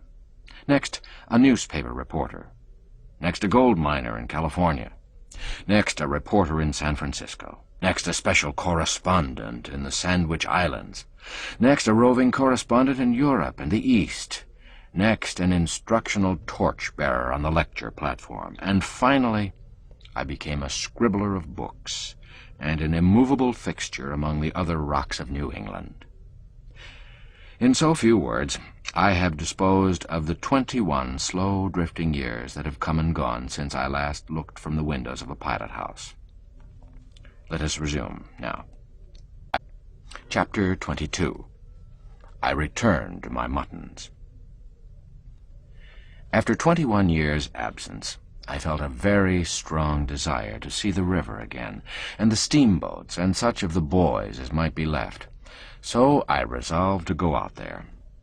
I enlisted a poet for company, and a stenographer to take him down, and started westward about the middle of April. As I proposed to make notes with a view to printing, I took some thought as to methods of procedure. I reflected that if I were recognized on the river, I should not be as free to go and come, talk, inquire, and spy around as I should be if unknown. I remembered that it was the custom of steamboatmen, in the old times, to load up the confiding stranger with the most picturesque and admirable lies, and put the sophisticated friend off with dull and ineffectual facts. So I concluded that, from a business point of view, it would be an advantage to disguise our party with fictitious names. The idea was certainly good, but it bred infinite bother. For although Smith, Jones, and Johnson are easy names to remember when there is no occasion to remember them, it is next to impossible to recollect them when they are wanted. How do criminals manage to keep a brand-new alias in mind? This is a great mystery. I was innocent, and yet was seldom able to lay my hand on my new name when it was needed. And it seemed to me that if I had had a crime on my conscience to further confuse me, I could never have kept the name by me at all. We left per Pennsylvania Railroad at 8 a.m., April 18. Evening. Speaking of dress, grace and picturesqueness drop gradually out of it as one travels away from New York. I find that among my notes. It makes no difference which direction you take, the fact remains the same. Whether you move north, south, east, or west, no matter. You can get up in the morning and guess how far you have come by noting what degree of grace and picturesqueness is by that time lacking in the costumes of the new passengers. I do not mean of the women alone, but of both sexes. It may be that carriage is at the bottom of this thing, and I think it is, for there are plenty of ladies and gentlemen in the provincial cities whose garments are all made by the best tailors and dressmakers of New York. Yet this has no perceptible effect upon the grand fact. The educated eye never mistakes these people for New Yorkers. No, there is a godless grace and snap and style about a born and bred New Yorker which mere clothing cannot effect.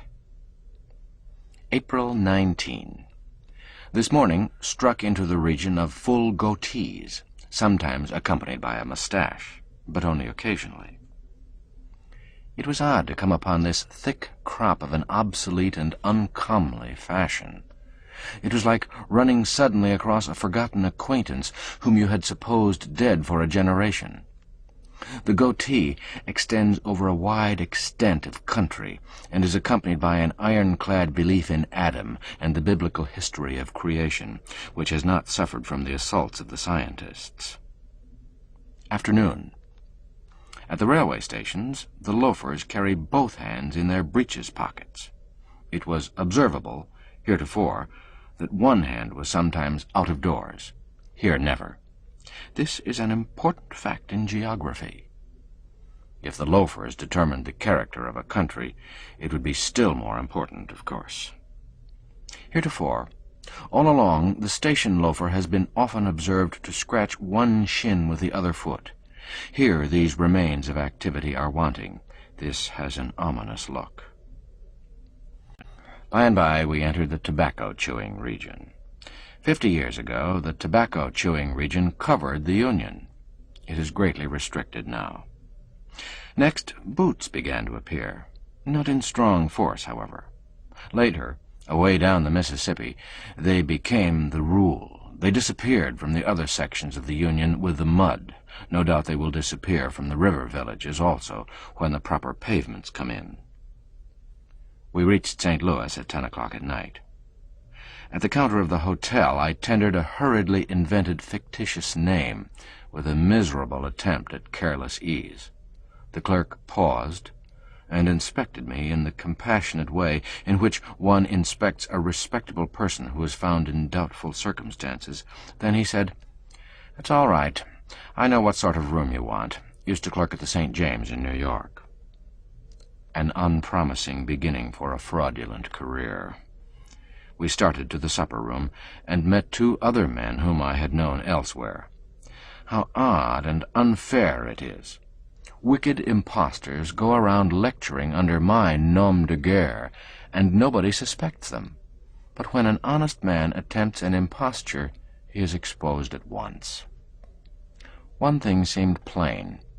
We must start down the river the next day if people who could not be deceived were going to crop up at this rate. An unpalatable disappointment, for we had hoped to have a week in St. Louis. The Southern was a good hotel, and we could have had a comfortable time there. It is large and well conducted, and its decorations do not make one cry as do those of the vast Palmer House in Chicago. True, the billiard tables were of the old Silurian period, and the cues and balls of the post-Pliocene. But there was refreshment in this, not discomfort, for there are rest and healing in the contemplation of antiquities. The most notable absence observable in the billiard-room was the absence of the riverman. If he was there, he'd taken in his sign. He was in disguise. I saw there none of the swell airs and graces and ostentatious displays of money and pompous squanderings of it, which used to distinguish the steamboat crowd from the dry land crowd in the bygone days, in the thronged billiard-rooms of St. Louis. In those times, the principal saloons were always populous with rivermen. Given 50 players present, 30 or 35 were likely to be from the river. But I suspected that the ranks were thin now, and the steamboatmen no longer an aristocracy. Why, in my time they used to call the barkeep Bill or Joe or Tom and slap him on the shoulder. I watched for that, but none of these people did it. Manifestly, a glory that once was had dissolved and vanished away in these 21 years. When I went up to my room, I found there the young man called Rogers crying. Rogers was not his name. Neither was Jones, Brown, Dexter, Ferguson, Bascom, nor Thompson. But he answered to either of these that a body found handy in an emergency, or to any other name, in fact, if he perceived that you meant him. He said, "What is a person to do here when he wants a drink of water? Drink this slush? Can't you drink it?" "I could if I had some other water to wash it with." Here was a thing which had not changed. A score of years had not affected this water's mulatto complexion in the least.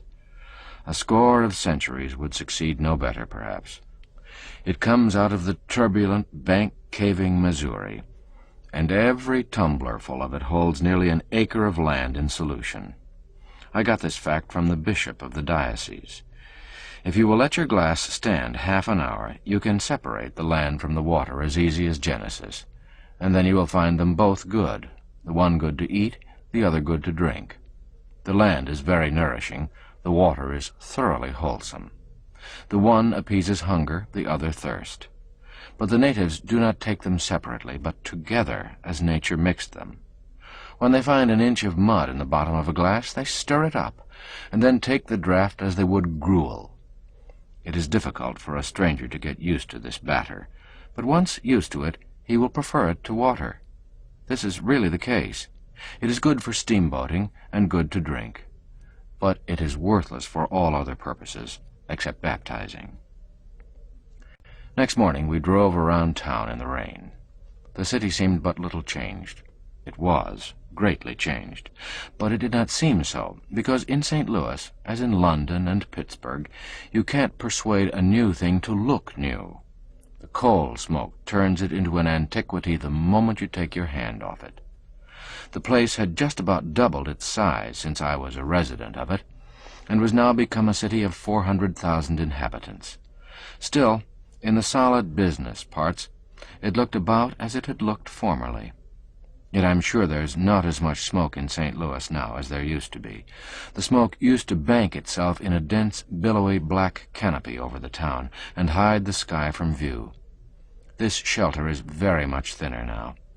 Still, there is a sufficiency of smoke there, I think. I heard no complaint. However, on the outskirts, changes were apparent enough, notably in dwelling-house architecture. The fine new homes are noble and beautiful and modern. They stand by themselves, too, with green lawns around them, whereas the dwellings of a former day are packed together in blocks, and are all of one pattern, with windows all alike, set in an arched framework of twisted stone, a sort of house which was handsome enough when it was rarer. There was another change, the forest park. This was new to me. It is beautiful and very extensive, and has the excellent merit of having been made mainly by nature. There are other parks and fine ones, notably Tower Grove and the Botanical Gardens, for St. Louis interested herself in such improvements at an earlier day than did most of our cities. The first time I ever saw St. Louis, I could have bought it for $6 million, and it was the mistake of my life that I did not do it. It was bitter now to look abroad over this domed and steepled metropolis, this solid expanse of bricks and mortar stretching away on every hand into dim, measure-defying distances, and remember that I had allowed that opportunity to go by. Why I should have allowed it to go by seems, of course, foolish and inexplicable today, at a first glance. Yet there were reasons at the time to justify this course. A Scotchman, Honorable Charles Augustus Murray, writing some 45 or 50 years ago, said, "The streets are narrow, ill-paved, and ill-lighted." Those streets are narrow still, of course. Many of them are ill-paved yet, but the reproach of ill-lighting cannot be repeated now. The Catholic New Church was the only notable building then, and Mr. Murray was confidently called upon to admire it, with its species of Grecian portico surmounted by a kind of steeple, much too diminutive in its proportions, and surmounted by sundry ornaments, which the unimaginative Scotchman found himself quite unable to describe, and therefore was grateful when a German tourist helped him out with the exclamation, "By God, they look exactly like bedposts." St. Louis is well equipped with stately and noble public buildings now, and the little church, which the people used to be so proud of, lost its importance a long time ago.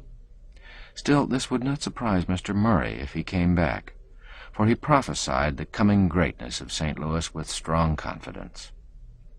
The further we drove in our inspection tour, the more sensibly I realized how the city had grown since I had seen it last. Changes in detail became steadily more apparent and frequent than at first, too. Changes uniformly evidencing progress, energy, prosperity. But the change of changes was on the levee, this time a departure from the rule. Half a dozen sound-asleep steamboats, where I used to see a solid mile of wide-awake ones. This was melancholy. This was woeful. The absence of the pervading and jocund steamboatman from the billiard salon was explained. He was absent because he is no more. His occupation is gone. His power has passed away. He is absorbed into the common herd. He grinds at the mill, a shorn Samson and inconspicuous. Half a dozen lifeless steamboats, a mile of empty wharves, a Negro, fatigued with whiskey, stretched asleep in a wide and soundless vacancy, where the serried hosts of commerce used to contend. Captain Marryat, writing 45 years ago, says, St. Louis has 200,000 inhabitants. The river abreast of the town is crowded with steamboats, lying in 2 or 3 tiers. Here was desolation indeed. The old sea, as one in tears, comes murmuring with foamy lips, and knocking at the vacant piers, calls for his long-lost multitude of ships. The towboat and the railroad had done their work, and done it well and completely. The mighty bridge, stretching along over our heads, had done its share in the slaughter and spoliation.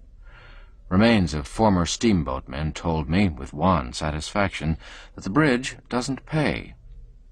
Still, it can be no sufficient compensation to a corpse to know that the dynamite that laid him out was not of as good quality as it had been supposed to be. The pavements along the riverfront were bad. The sidewalks were rather out of repair. There was a rich abundance of mud. All this was familiar and satisfying. But the ancient armies of drays and struggling throngs of men and mountains of freight were gone, and Sabbath reigned in their stead. The immemorial mile of cheap, foul doggeries remained, but business was dull with them. The multitudes of poison-swilling Irishmen had departed, and in their places were a few scattering handfuls of ragged Negroes, some drinking, some drunk, some nodding, others asleep. St. Louis is a great and prosperous and advancing city, but the river edge of it seems dead past resurrection. Mississippi steamboating was born about 1812. At the end of 30 years it had grown to mighty proportions, and in less than 30 more it was dead. A strangely short life for so majestic a creature. Of course, it is not absolutely dead. Neither is a crippled octogenarian who could once jump 22 feet on level ground. But as contrasted with what it was in its prime vigor, Mississippi steamboating may be called dead. It killed the old-fashioned keelboating by reducing the freight trip to New Orleans to less than a week. The railroads have killed the steamboat passenger traffic by doing in 2 or 3 days what the steamboats consumed a week in doing. And the towing fleets have killed the through freight traffic by dragging 6 or 7 steamer loads of stuff down the river at a time, at an expense so trivial that steamboat competition was out of the question. Freight and passenger way traffic remains to the steamers. This is in the hands, along the 2,000 miles of river between St. Paul and New Orleans, of 2 or 3 close corporations, well fortified with capital. And by able and thoroughly businesslike management and system, these make a sufficiency of money out of what is left of the once prodigious steamboating industry. I suppose that St. Louis and New Orleans have not suffered materially by the change, but alas for the woodyard man. He used to fringe the river all the way. His close-ranked merchandise stretched from the one city to the other along the banks, and he sold uncountable cords of it every year for cash on the nail. But all the scattering boats that are left burn coal now, and the seldomest spectacle on the Mississippi today is a woodpile. Where now is the once woodyard man? Chapter 23. Traveling Incognito. My idea was to tarry a while in every town between St. Louis and New Orleans. To do this, it would be necessary to go from place to place by short packet lines. It was an easy plan to make, and would have been an easy one to follow 20 years ago, but not now. There are wide intervals between boats these days. I wanted to begin with the interesting old French settlements of St. Genevieve and Kaskaskia, 60 miles below St. Louis. There was only one boat advertised for that section, a Grand Tower packet. Still, one boat was enough. So we went down to look at her. She was a venerable rack-heap and a fraud to boot. for she was playing herself for personal property, whereas the good, honest dirt was so thickly caked all over her that she was righteously taxable as real estate. There are places in New England where her hurricane deck would be worth $150 an acre. The soil on her forecastle was quite good. The new crop of wheat was already springing from the cracks in the protected places. The companionway was of a dry, sandy character, and would have been well suited for grapes, with a southern exposure and a little subsoiling. The soil of the boiler deck was thin and rocky, but good enough for grazing purposes. A colored boy was on watch here, nobody else visible. We gathered from him that this calm craft would go as advertised, if she got her trip. If she didn't get it, she would wait for it. Has she got any of her trip? Bless you no, boss, she ain't unloaded yet. She only come in this morning.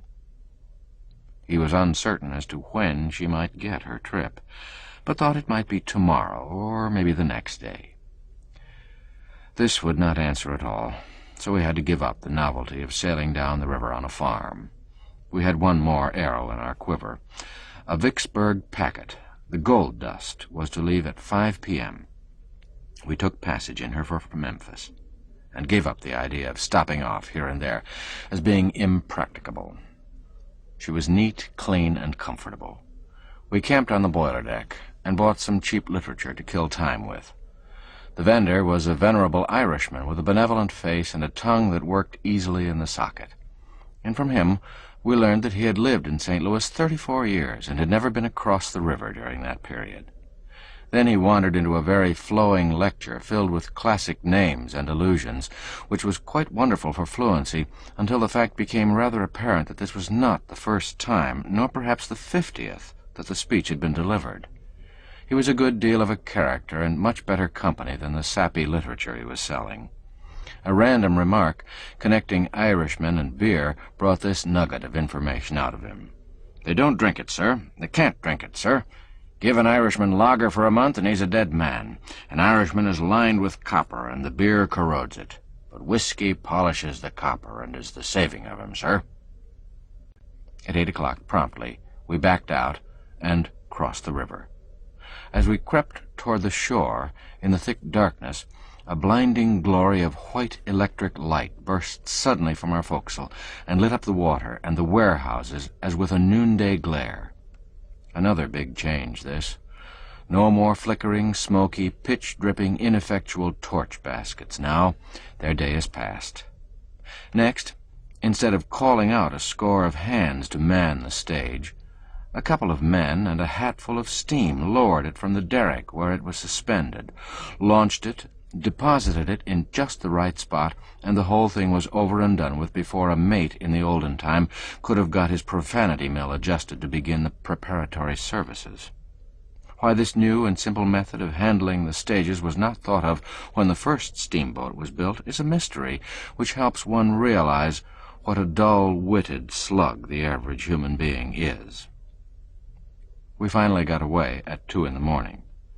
And when I turned out at 6, we were rounding to a rocky point where there was an old stone warehouse, at any rate the ruins of it. 2 or 3 decayed dwelling-houses were nearby in the shelter of the leafy hills, but there were no evidences of human or other animal life to be seen. I wondered if I had forgotten the river, for I had no recollection whatever of this place. The shape of the river, too, was unfamiliar. There was nothing in sight anywhere that I could remember having seen before. I was surprised, disappointed, and annoyed. We put ashore a well-dressed lady and gentleman, and 2 well-dressed ladylike young girls, together with sundry Russia leather bags. A strange place for such folk. No carriage was waiting. The party moved off as if they had not expected any, and struck down a winding country road afoot. But the mystery was explained when we got under way again. For these people were evidently bound for a large town, which lay shut in behind a towhead, that is, a new island, a couple of miles below this landing. I couldn't remember that town. I couldn't place it, couldn't call its name, so I lost part of my temper. I suspected that it might be St. Genevieve, and so it proved to be. Observe what this eccentric river had been about. It had built up this huge, useless towhead directly in front of this town, cut off its river communications, fenced it away completely, and made a country town of it. It is a fine old place, too, and deserved a better fate. It was settled by the French, and is a relic of a time when one could travel from the mouths of the Mississippi to Quebec, and be on French territory and under French rule all the way. Presently I ascended to the hurricane deck and cast a longing glance toward the pilot-house. Chapter 24. My incognito is exploded. After a close study of the face of the pilot on watch, I was satisfied that I had never seen him before, so I went up there. The pilot inspected me. I re-inspected the pilot. These customary preliminaries over, I sat down on the high bench, and he faced about and went on with his work. Every detail of the pilot-house was familiar to me, with one exception: a large-mouthed tube under the breastboard. I puzzled over that thing a considerable time, then gave up and asked what it was for. To hear the engine bells through. It was another good contrivance which ought to have been invented half a century sooner. So I was thinking when the pilot asked, "You know what this rope's for?" I managed to get around this question without committing myself. "This the first time you're ever in a pilot house?" I crept under that one.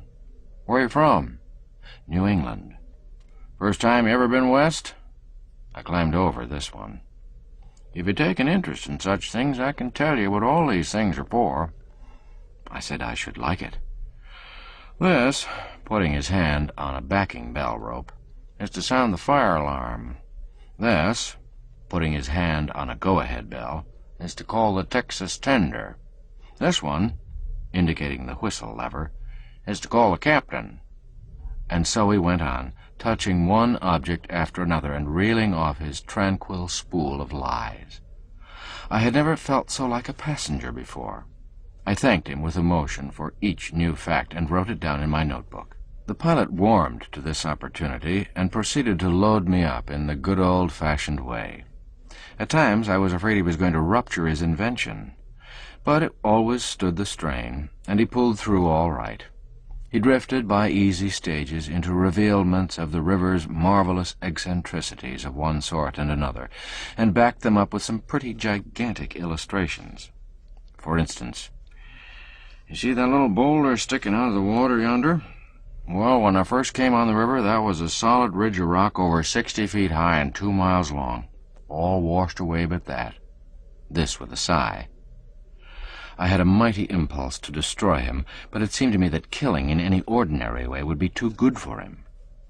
Once, when an odd-looking craft with a vast coal scuttle slanting aloft on the end of a beam was steaming by in the distance, he indifferently drew attention to it as one might to an object grown wearisome through familiarity, and observed that it was an alligator boat.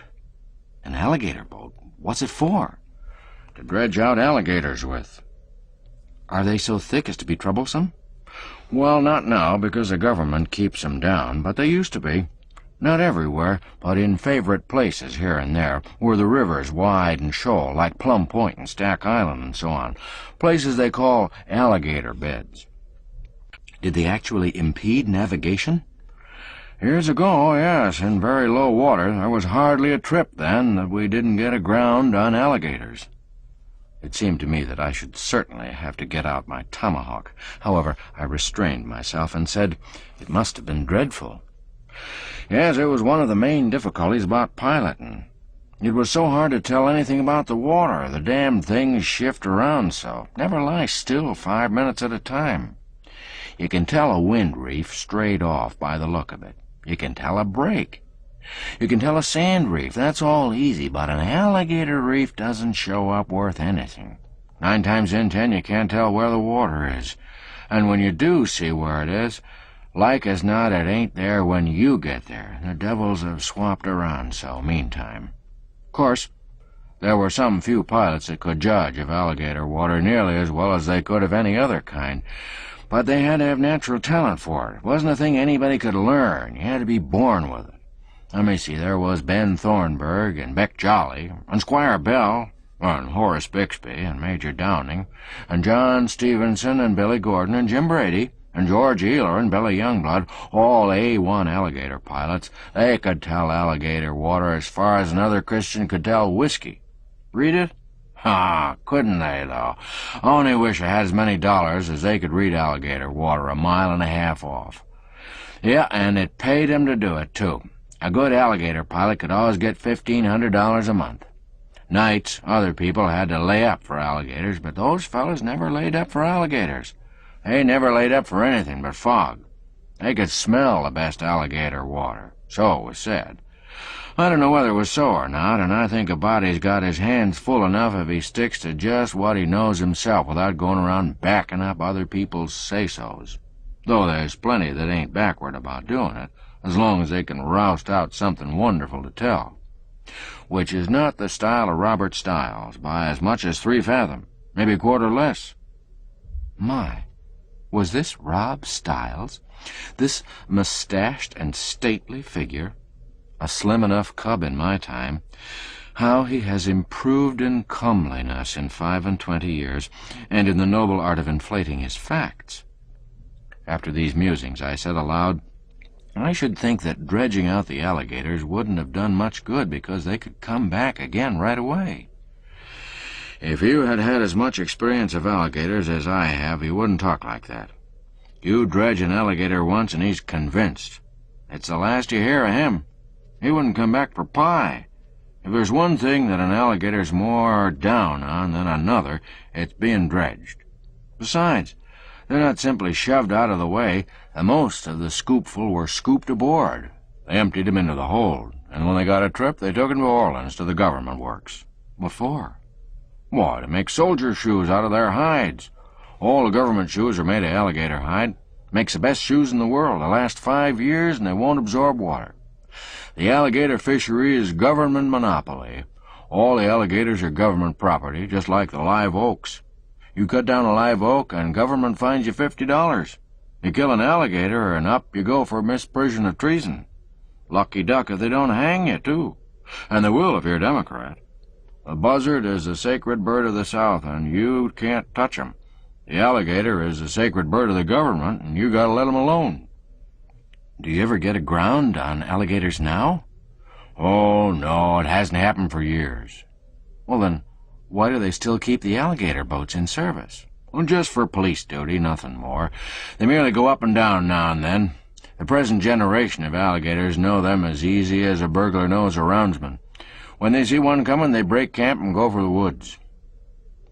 After rounding out and finishing up and polishing off the alligator business, he dropped easily and comfortably into the historical vein, and told of some tremendous feats of 6 old-time steamboats of his acquaintance, dwelling at special length upon a certain extraordinary performance of his chief favorite among this distinguished fleet, and then adding, "That boat was the Cyclone. Last trip she ever made. She sunk that very trip. Captain was Tom Ballou, the most immortal liar that ever I struck. Why, he could never seem to tell the truth in any kind of weather. Why, he'd make you fairly shudder. He was a most scandalous liar. I left him finally. Couldn't stand it. The proverb says, like master, like man, and if you stay with that kind of man, you'll come under suspicion by and by, just as sure as you live. He paid first-class wages, but I said, what's wages when your reputation's in danger? So I let the wages go and froze to my reputation, and I've never regretted it. Reputation's worth everything, ain't it? It's the way I look at it. He had more selfish organs than any 7 men in the world, all packed in the stern sheets of his skull, of course, where they belonged. They weighed down the back of his head so that it made his nose tilt up in the air. People thought it was vanity, but it wasn't. It was malice. If you only saw his foot, you'd take him to be 19 feet high, but he wasn't. It was because his foot was out of drawing. He was intended to be 19 feet high, no doubt, if his foot was made first. But he didn't get there. He was only 5 feet 10. That's what he was, and that's what he is. You take the lies out of him, and he'll shrink to the size of your hat. You take the malice out of him, he'll disappear. That Cyclone was a rattler to go, and the sweetest thing to steer that ever walked the waters. Set her amidships in a big river and just let her go was all you had to do. She'd hold herself on a star all night if you let her alone. You couldn't ever feel her rudder. It wasn't any more labor to steer her than it was to count the Republican vote in a South Carolina election. One morning, just at daybreak, the last trip she ever made, they took her rudder aboard to mend it. I didn't know anything about it. I backed her out from the wood yard and went a-weaving down the river all serene. When I'd gone about 23 miles and made 4 horribly crooked crossings— Without any rudder? Yes, old Captain Tom appeared on the roof and began to find fault with me for running such a dark night. Such a dark night? Well, you said— Never mind what I said. 'Twas dark as Egypt. Now, though pretty soon the moon began to rise and— You mean the sun? Because you started out just at break of— Look here, was this before you quitted the captain on account of his lying, or— It was before. Oh, a long time before. And as I was saying— But was this the trip she sunk, or was— Oh, no, months afterward. And so the old man, Then she made 2 last trips, because you said— He stepped back from the wheel, swabbing away his perspiration, and said, "Here," calling me by name. "You take her and lie a while. You're handier at it than I am. Trying to play yourself for a stranger and an innocent. Why, I knew you before you'd spoken 7 words, and I made up my mind to find out what was your little game. It was to draw me out. Well, I let you, didn't I? Now take the wheel and finish the watch.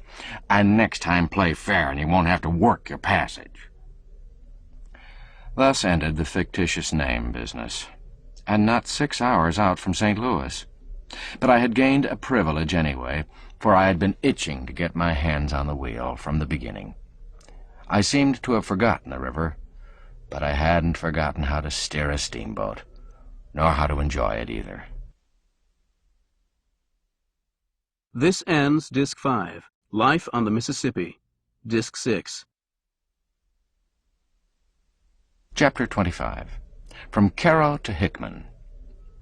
Our trip began auspiciously with a perfect day as to breeze and sunshine, and our boat threw the miles out behind her with satisfactory dispatch.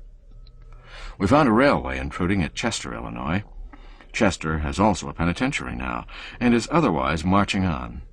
At Grand Tower, too, there was a railway, and another at Cape Girardeau. The former town gets its name from a huge, squat pillar of rock which stands up out of the water on the Missouri side of the river, a piece of nature's fanciful handiwork, and is one of the most picturesque features of the scenery of that region. For nearer or remoter neighbors, the tower has the Devil's Bake Oven, so called perhaps because it does not powerfully resemble anybody else's bake oven, and the Devil's Tea Table, this latter a great smooth-surfaced mass of rock with diminishing wine-glass stem, perched some 50 or 60 feet above the river, beside a beflowered and garlanded precipice, and sufficiently like a tea-table to answer for anybody, devil or Christian.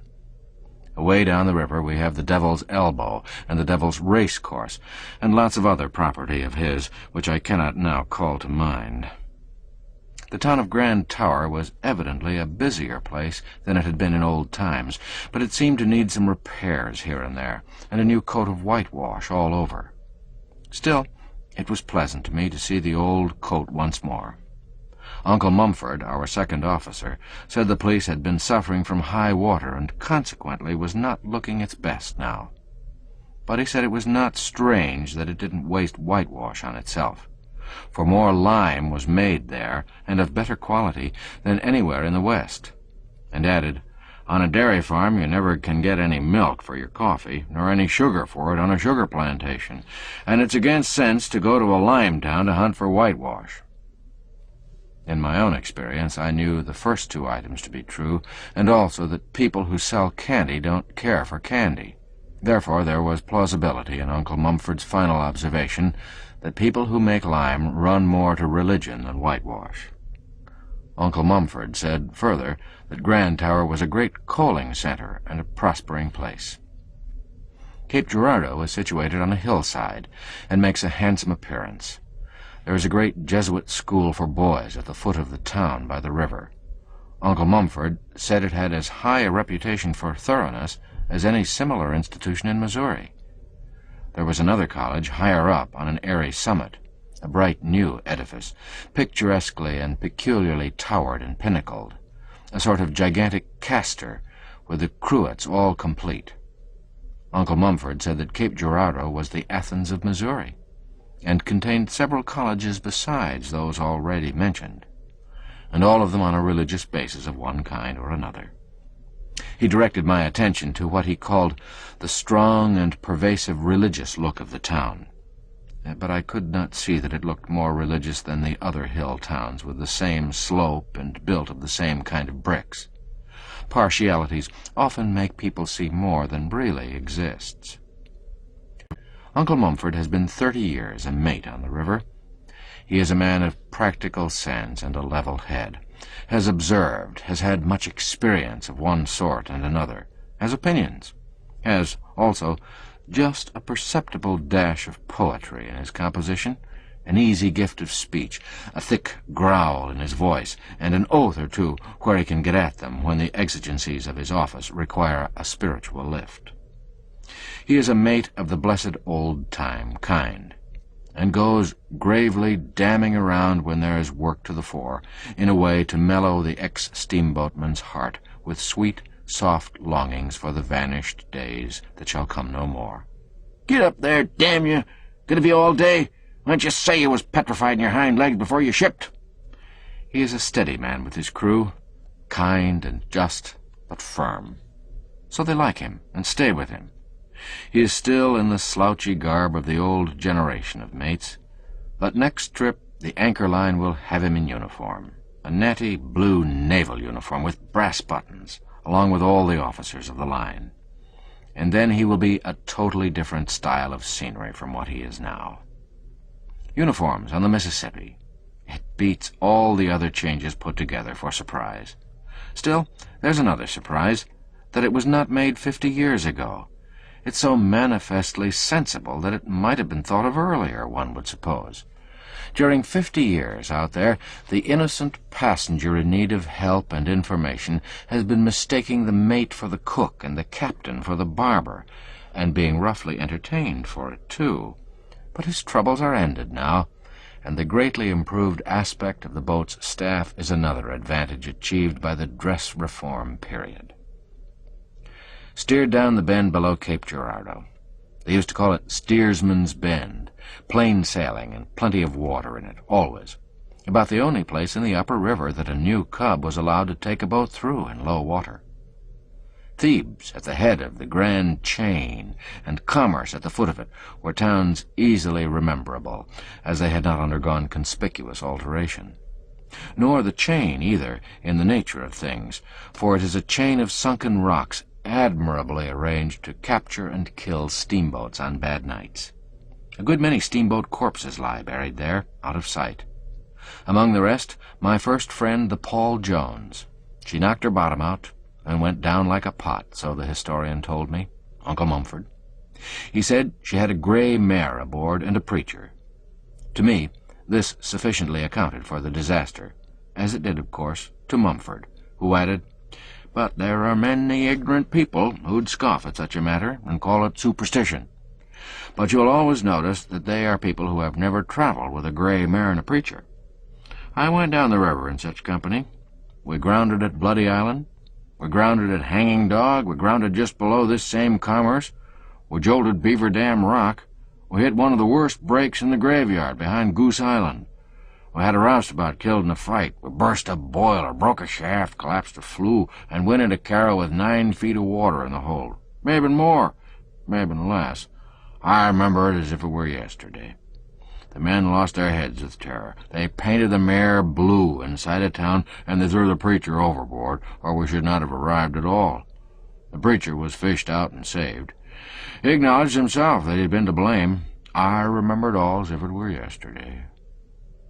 That this combination of preacher and gray mare should breed calamity seems strange, and at first glance unbelievable.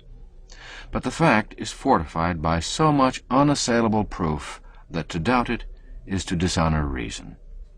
I myself remember a case where a captain was warned by numerous friends against taking a gray mare and a preacher with him, but persisted in his purpose in spite of all that could be said.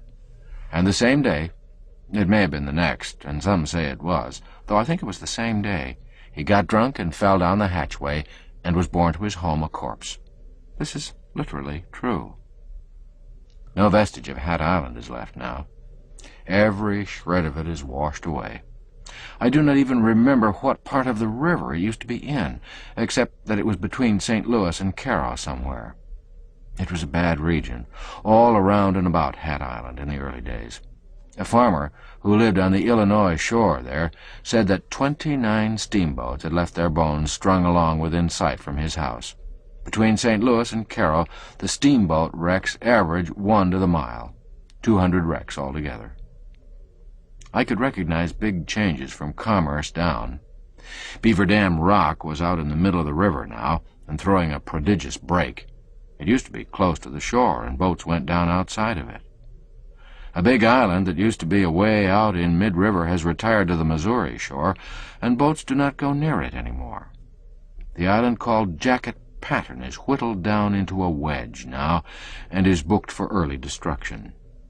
Goose Island is all gone but a little dab the size of a steamboat. The perilous graveyard among whose numberless wrecks we used to pick our way so slowly and gingerly is far away from the channel now, and a terror to nobody. One of the islands, formerly called the Two Sisters, is gone entirely. The other, which used to lie close to the Illinois shore, is now on the Missouri side, a mile away. It is joined solidly to the shore, and it takes a sharp eye to see where the seam is. But it is Illinois ground yet, and the people who live on it have to ferry themselves over and work the Illinois roads and pay Illinois taxes. Singular state of things. Near the mouth of the river, several islands were missing, washed away. Carroll was still there, easily visible across the long, flat point upon whose further verge it stands, but we had to steam a long way around to get to it. Night fell as we were going out of the upper river and meeting the floods of the Ohio. We dashed along without anxiety, for the hidden rock, which used to lie right in the way, has moved upstream a long distance out of the channel. Or rather, about 1 county has gone into the river from the Missouri point, and the Carroll point has made down and added to its long tongue of territory correspondingly. The Mississippi is a just and equitable river. It never tumbles one man's farm overboard without building a new farm just like it for the man's neighbor. This keeps down hard feelings. Going into Carroll, we came near killing a steamboat, which paid no attention to our whistle, and then tried to cross our bows. By doing some strong backing, we saved him, which was a great loss, for he would have made good literature. Carroll is a brisk town now, and is substantially built, and has a city look about it which is in noticeable contrast to its former estate, as per Mr. Dickens's portrait of it. However, it was already building with bricks when I had seen it last, which was when Colonel, and now General, Grant was drilling his first command there. Uncle Mumford says the libraries and Sunday schools have done good work in Carroll, as well as the brick masons. Carroll has a heavy railroad and river trade, and her situation at the junction of the two great rivers is so advantageous that she cannot well help prospering. When I turned out in the morning, we'd passed Columbus, Kentucky, and were approaching Hickman, a pretty town perched on a handsome hill. Hickman is a rich tobacco region, and formerly enjoyed a great and lucrative trade in that staple, collecting it there in our warehouses from a large area of country and shipping it by boat. But Uncle Mumford says she built a railway to facilitate this commerce a little more, and he thinks it facilitated it the wrong way, took the bulk of the trade out of her hands by collaring it along the line without gathering at her doors. Chapter 26. Under Fire. Talk began to run upon the war now, for we were getting down into the upper edge of the former battle stretch by this time. Columbus was just behind us, so there was a good deal said about the famous Battle of Belmont. Several of the boat's officers had seen active service in the Mississippi War Fleet. I gathered that they found themselves sadly out of their element in that kind of business at first, but afterward got accustomed to it, reconciled to it, and more or less at home in it. One of our pilots had his first war experience in the Belmont fight, as a pilot on a boat in the Confederate service. I had often had a curiosity to know how a green hand might feel in his maiden battle, perched all solitary and alone on high in a pilot house, a target for Tom, Dick, and Harry, and nobody at his elbow to shame him from showing the white feather when matters grew hot and perilous around him. So to me, his story was valuable. It filled a gap for me which all histories had left till that time empty. The pilot's first battle. He said, "It was the morning of the 7th of November. The fight began at 7 in the morning. I was on the R.H.W. Hill, took over a load of troops from Columbus, came back and took over a battery of artillery. My partner said he was going to see the fight, wanted me to come along. I said no, I wasn't anxious. I'd look at it from the pilot house. He said I was a coward and left. That fight was an awful sight. General Cheatham made his men strip their coats off and throw 'em in a pile and said, 'Now follow me to hell or victory.' I heard him say that from the pilot house. And then he galloped in at the head of his troops. Old General Pillow, with his white hair mounted on a white horse, sailed in too, leading his troops as lively as a boy. By and by the Federals chased the rebels back, and here they came, tearing along, everybody for himself, and devil take the hindmost. And down under the bank they scrambled and took shelter. I was sitting with my legs hanging out the pilot-house window. All at once I noticed a whizzing sound passing my ear. Judged it was a bullet. I didn't stop to think about anything. I just tilted over backward and landed on the floor and stayed there. The balls came booming around. 3 cannonballs went through the chimney. 1 ball took off the corner of the pilot-house. Shells were screaming and bursting all around.